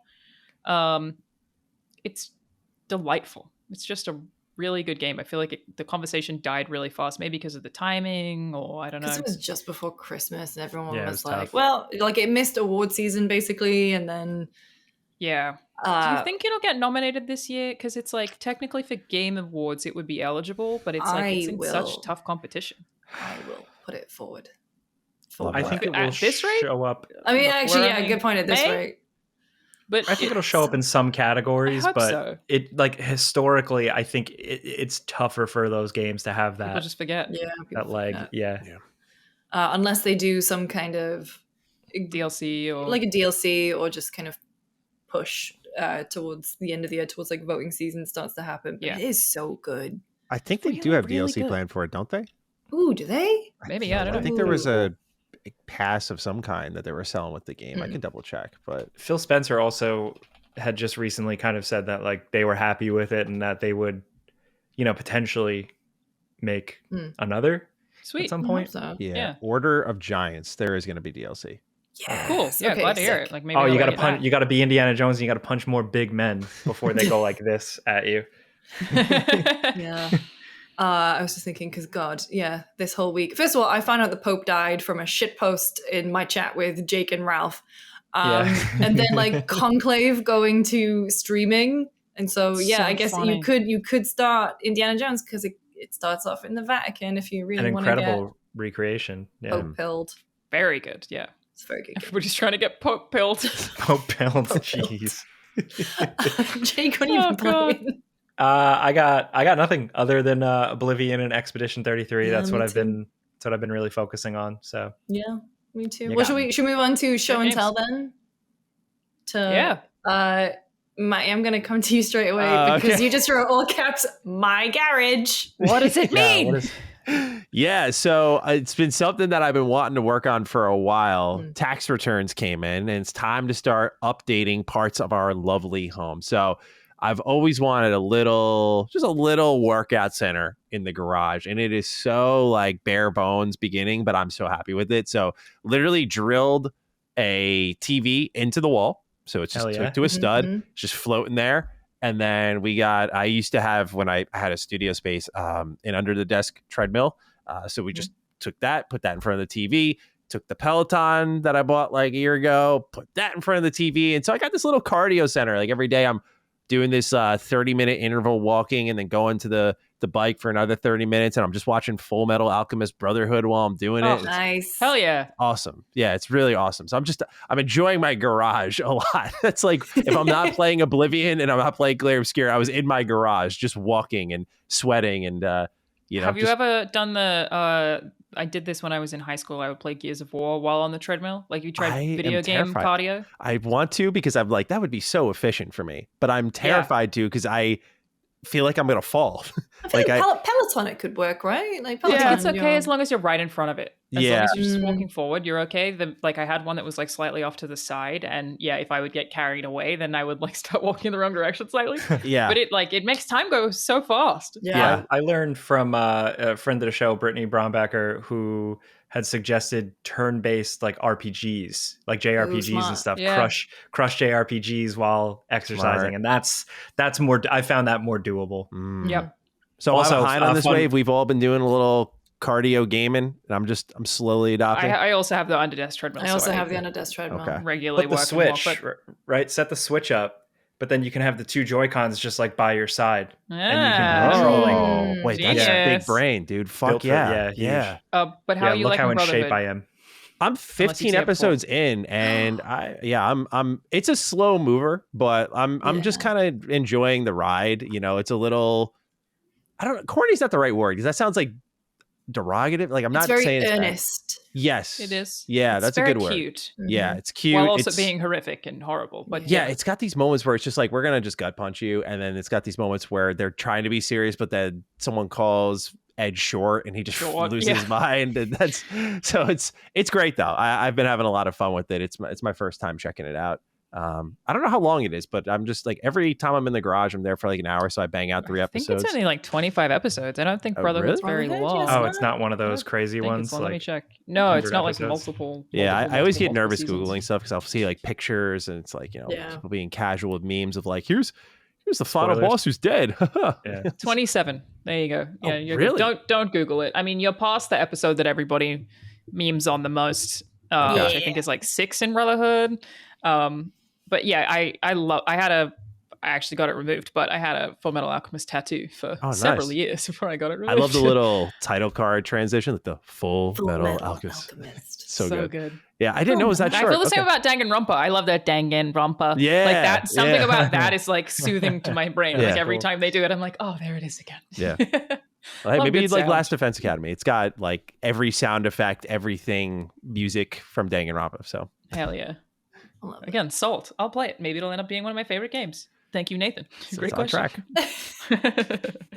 Alana, what have you been up to? Nothing that I can talk about. I've been directing an episode of TV for the last 2 weeks, so like Whoa. that's outside of Blueprints. I'm doing that all the time, and it's been just super fun. Like it's really cool to, similar to Game Dev in a bunch of ways, to get to work with people who like just know their thing so well that you don't know, and then they just have all this technical knowledge, and you're just all using it together at the same time. And I will never have a concept of what sound's job actually is, but I know how important it is and like how much I need their input on things, you know. And working with the DP that I've been working with, his name's Matt Smith, so collaborative, so fun, like such great ideas. So it's been wonderful, but also very time consuming. So my life is literally the TV show or Blueprints at I all. was gonna say, what are good those life. hours Apparently. like? It depends on the day. So like I'm only doing one episode. Sometimes, you know, a previous director will do half their episode in the morning or whatever, and I'll do the later episode. But like I have a goal to wrap early every day, and we have done that. Yesterday I wrapped 2 hours early, which I'm very proud of. Wow. Huge. I'm just happy to send everybody home early. It's great. But I mean, sometimes it's like, you know, a 7 a.m. start, you can finish at 10 p.m. It's really Wow. all over the place. Really depends on what we have to shoot and what actors are available and at what time. So I have to go in tomorrow again for something, and I don't even actually know my call time yet. But I'm going to see a Star Wars in cinemas tonight at 10 p.m. I'm going tomorrow. Oh, hell Yeah. yeah. Yeah. It's the anniversary. Yes. Revenge of the Sith. Yeah. Revenge of the Sith. And I've never seen any of the prequels in cinemas, so I'm really excited about it. But I'm also like, please don't let my call time tomorrow be 5 a.m. I gotta damn. bask in Revenge of the Sith for as long as possible. I'm really, really excited. I think it's gonna be so fun because I assume yours is too, Jake. Our theater is sold out, Yep. so I'm so excited. I'm It's so good. excited. For me, it's like Yeah. redemption in a way, because when I saw it in theaters, I went with a girl, and she thought it was weird that I cried at the end, and she broke up with me. What? She broke up Listen, with you for crying over that movie? So I grew up with the originals, right? And Right. and it's like hearing about Anakin Skywalker and imagining like what happened, and like I get the it. build I'm to not that and criticizing you. I'm seeing criticizing it. her. Yeah, yeah. So that was a thing. So now I get to see She it, broke up with you like immediately afterwards. like the day after. Yeah. Damn, dude. Ooh. Yeah. That's cool. Damn, Look I'm at you sorry, dude. now. Yeah. Look at me now. She I missed got a out, cool dude. wife. What's who she likes doing? Star Yeah. Wars. Yeah. What's she doing? I don't know. Not watching Revenge of the Sith this weekend. Watching Like a watching loser. Jake on YouTube talking about games. Luckily. No, she went the other way. She's a Trekkie. He was a Star Wars boy. She's a Trekkie. A Trekkie. Those don't exist. Speaking of No, Star I'm Wars, Lucy. Hey. Yeah, please tell us about. You did a great job Oh, thank hosting the you. panel. I was so excited to watch you. it. Lucy, for those who don't know, hosted the panel revealing and talking about Bit Reactor's Star Wars XCOM I didn't game see that. That's called awesome. I forgot what it's called. Zero Company. Zero Company. Yeah. Yeah, it was really awesome. I haven't been to Star Wars Celebration since 2016 when it was in London that year, and they emailed and they were like, "Hey, you want to go to Star Wars Celebration?" I was like, "Yes!" And it was in Tokyo, which was incredible. I was genuinely really surprised. I feel like I shouldn't have been, but like just how many people from America and Europe had like made the trip out there. Because even within Tokyo, it's not in Tokyo. It takes like an hour to get back into the city. But there were a lot of people who obviously made a big trip of it. We'll go wherever we're needed. Yeah, the energy was amazing. Like Nice. it was a really nice crowd. And then I was there. Friend of the show, Anthony Carboni, was hosting main stage, and He's so good at it. he was so good. And like one of the first things that I got in, I kind of got my badge and got the lay of the land. And then, you know, he's just singing Happy Birthday to Hayden Christensen, who's on stage. They gave every person from Star Wars who came on the main stage had a t-shirt gun, and they were firing off t-shirts into the crowd. And it was like, they all looked like they were just having the time of their lives. I would say it was so busy though. Like at one point, the line for merch was 4 hours long. Wow. It's good merch. Kind of insane. It was good merch though. Wow. I didn't Yeah. dare try it, but try the line myself. But no, it was just a really nice time. People were really stoked about the game. And I think that was obviously the important part for the devs, because it's the first time they get to speak about it and to do it in front of a live crowd. So you're not like watching YouTube chat or Twitch chat. That must be way nicer, actually. Yeah, the people lost their minds when they said that you could like customize your hawks, like people, because that's like the Star Wars audience there. They were like, oh my god, I can actually, you know, make myself lead a team within the Star Wars universe. So no, it was a really fun trip. It was very quick. Did you and Ralph like fly past each other? I think I Pretty left and he landed like 2 hours later. Like, So you did? Yeah, Wow. basically. Crazy. And so I wish that could have we could have overlapped. But I did get, you know, a day to myself in Tokyo. And I've just been there, so at least all the tourism like is kind of out of me. I genuinely just went to my kind of favorite spots there. Like there was a bar that I went to that I really, really loved, and kind of made friends with the bartender last time I was there. And I came back and I was like, hi, it's me again. I've got like more friends with me. And so, no, it was just a really nice time, but I got absolutely smacked with jet lag on the way back. I think coming back to the US is harder. I feel that way every time. Yeah, going that way, it just, I don't know what it was about it, this trip in particular, but I was awake at like 3 a.m. So I was up and awake for the Expedition 33 embargo, because I was okay. I might as well. I'm just gonna see what's going on here. But no, it was awesome. And so Star Wars Celebration is in LA, Anaheim next year, which obviously a lot closer to home. But no, it was a really cool experience. I'm very thankful to have been able to do it. You did a great job. Awesome. Thank you. Jake. I don't have anything as cool as Star Wars Celebration. I did go to a car show in Brooklyn. Oh, I saw your pictures from that. What was that? Yeah, so it's in the Brooklyn Navy Yard. It's like a nice spot. It's cool. It's like a little more industrial. Every year, this company or this like collective called Wheels of NYC puts on a car show, and it's fun because car shows usually are old men with Corvettes sitting in a parking lot. This is way more fun. Car show? This is way more like people our age with like cool cars and like having fun. There's multiple DJs. There's like food trucks, and it's just like the energy's really good. It's in a good spot. Like, in was it like Brooklyn. JDM vibes? What is JDM? You know what that means? Okay, sorry. No, I assumed too much. It means Japanese domestic market. It's like people who like, modify 32s and 34. Yeah. There was a good amount of stuff like that. There was a really good mix. I saw like couple of like crazy Hondas. I saw 2 Grand Nationals that were like turbo. That was really cool. I saw a DeLorean. I saw a like crazy like clapped out Rolls Royce that was like all like Mad Maxed out. Cool. Like creative stuff too. A lot of like not just like car purist stuff, but also like a lot of self-expression, which is fun. Like people have like these like art pieces that are their weird vehicles that they've made. I think they're fun. I met a couple people. Thank you if you said hi to me. Shout out to Jose in particular, who bought me a slice of pizza. Whoa, pizza's on him. Appreciate you, man. New York he's experience. working on a game too, so like it was cool. Good people there. Cool. Good car show. Good time. Not usually a car show guy, but when it's a little different like this and there's like food involved, I'm in. Awesome. I'll go outside for food, man. I'll do Definitely. Forget about it. Cool. Well, I think that just about does it for this episode. Thank you very much, first of all, to Matty for joining us. Thank you for having me. Seriously, this is awesome. I love what all of you guys do. So just to be in this company, seriously, it's awesome. We love what you do. Yeah. I watch you. You're part of my main like rotation of who I watch. Thank you. You were actually hey Jake, here's a fun fact, bro. When I hooked up my TV, you were the first video up. I forgot what you were talking about, but you were the first video up while I was sweating. Uber driver sucked me off. Well, we will have you on again. I have no doubt. Awesome. What housekeeping? Ralph will be back next time.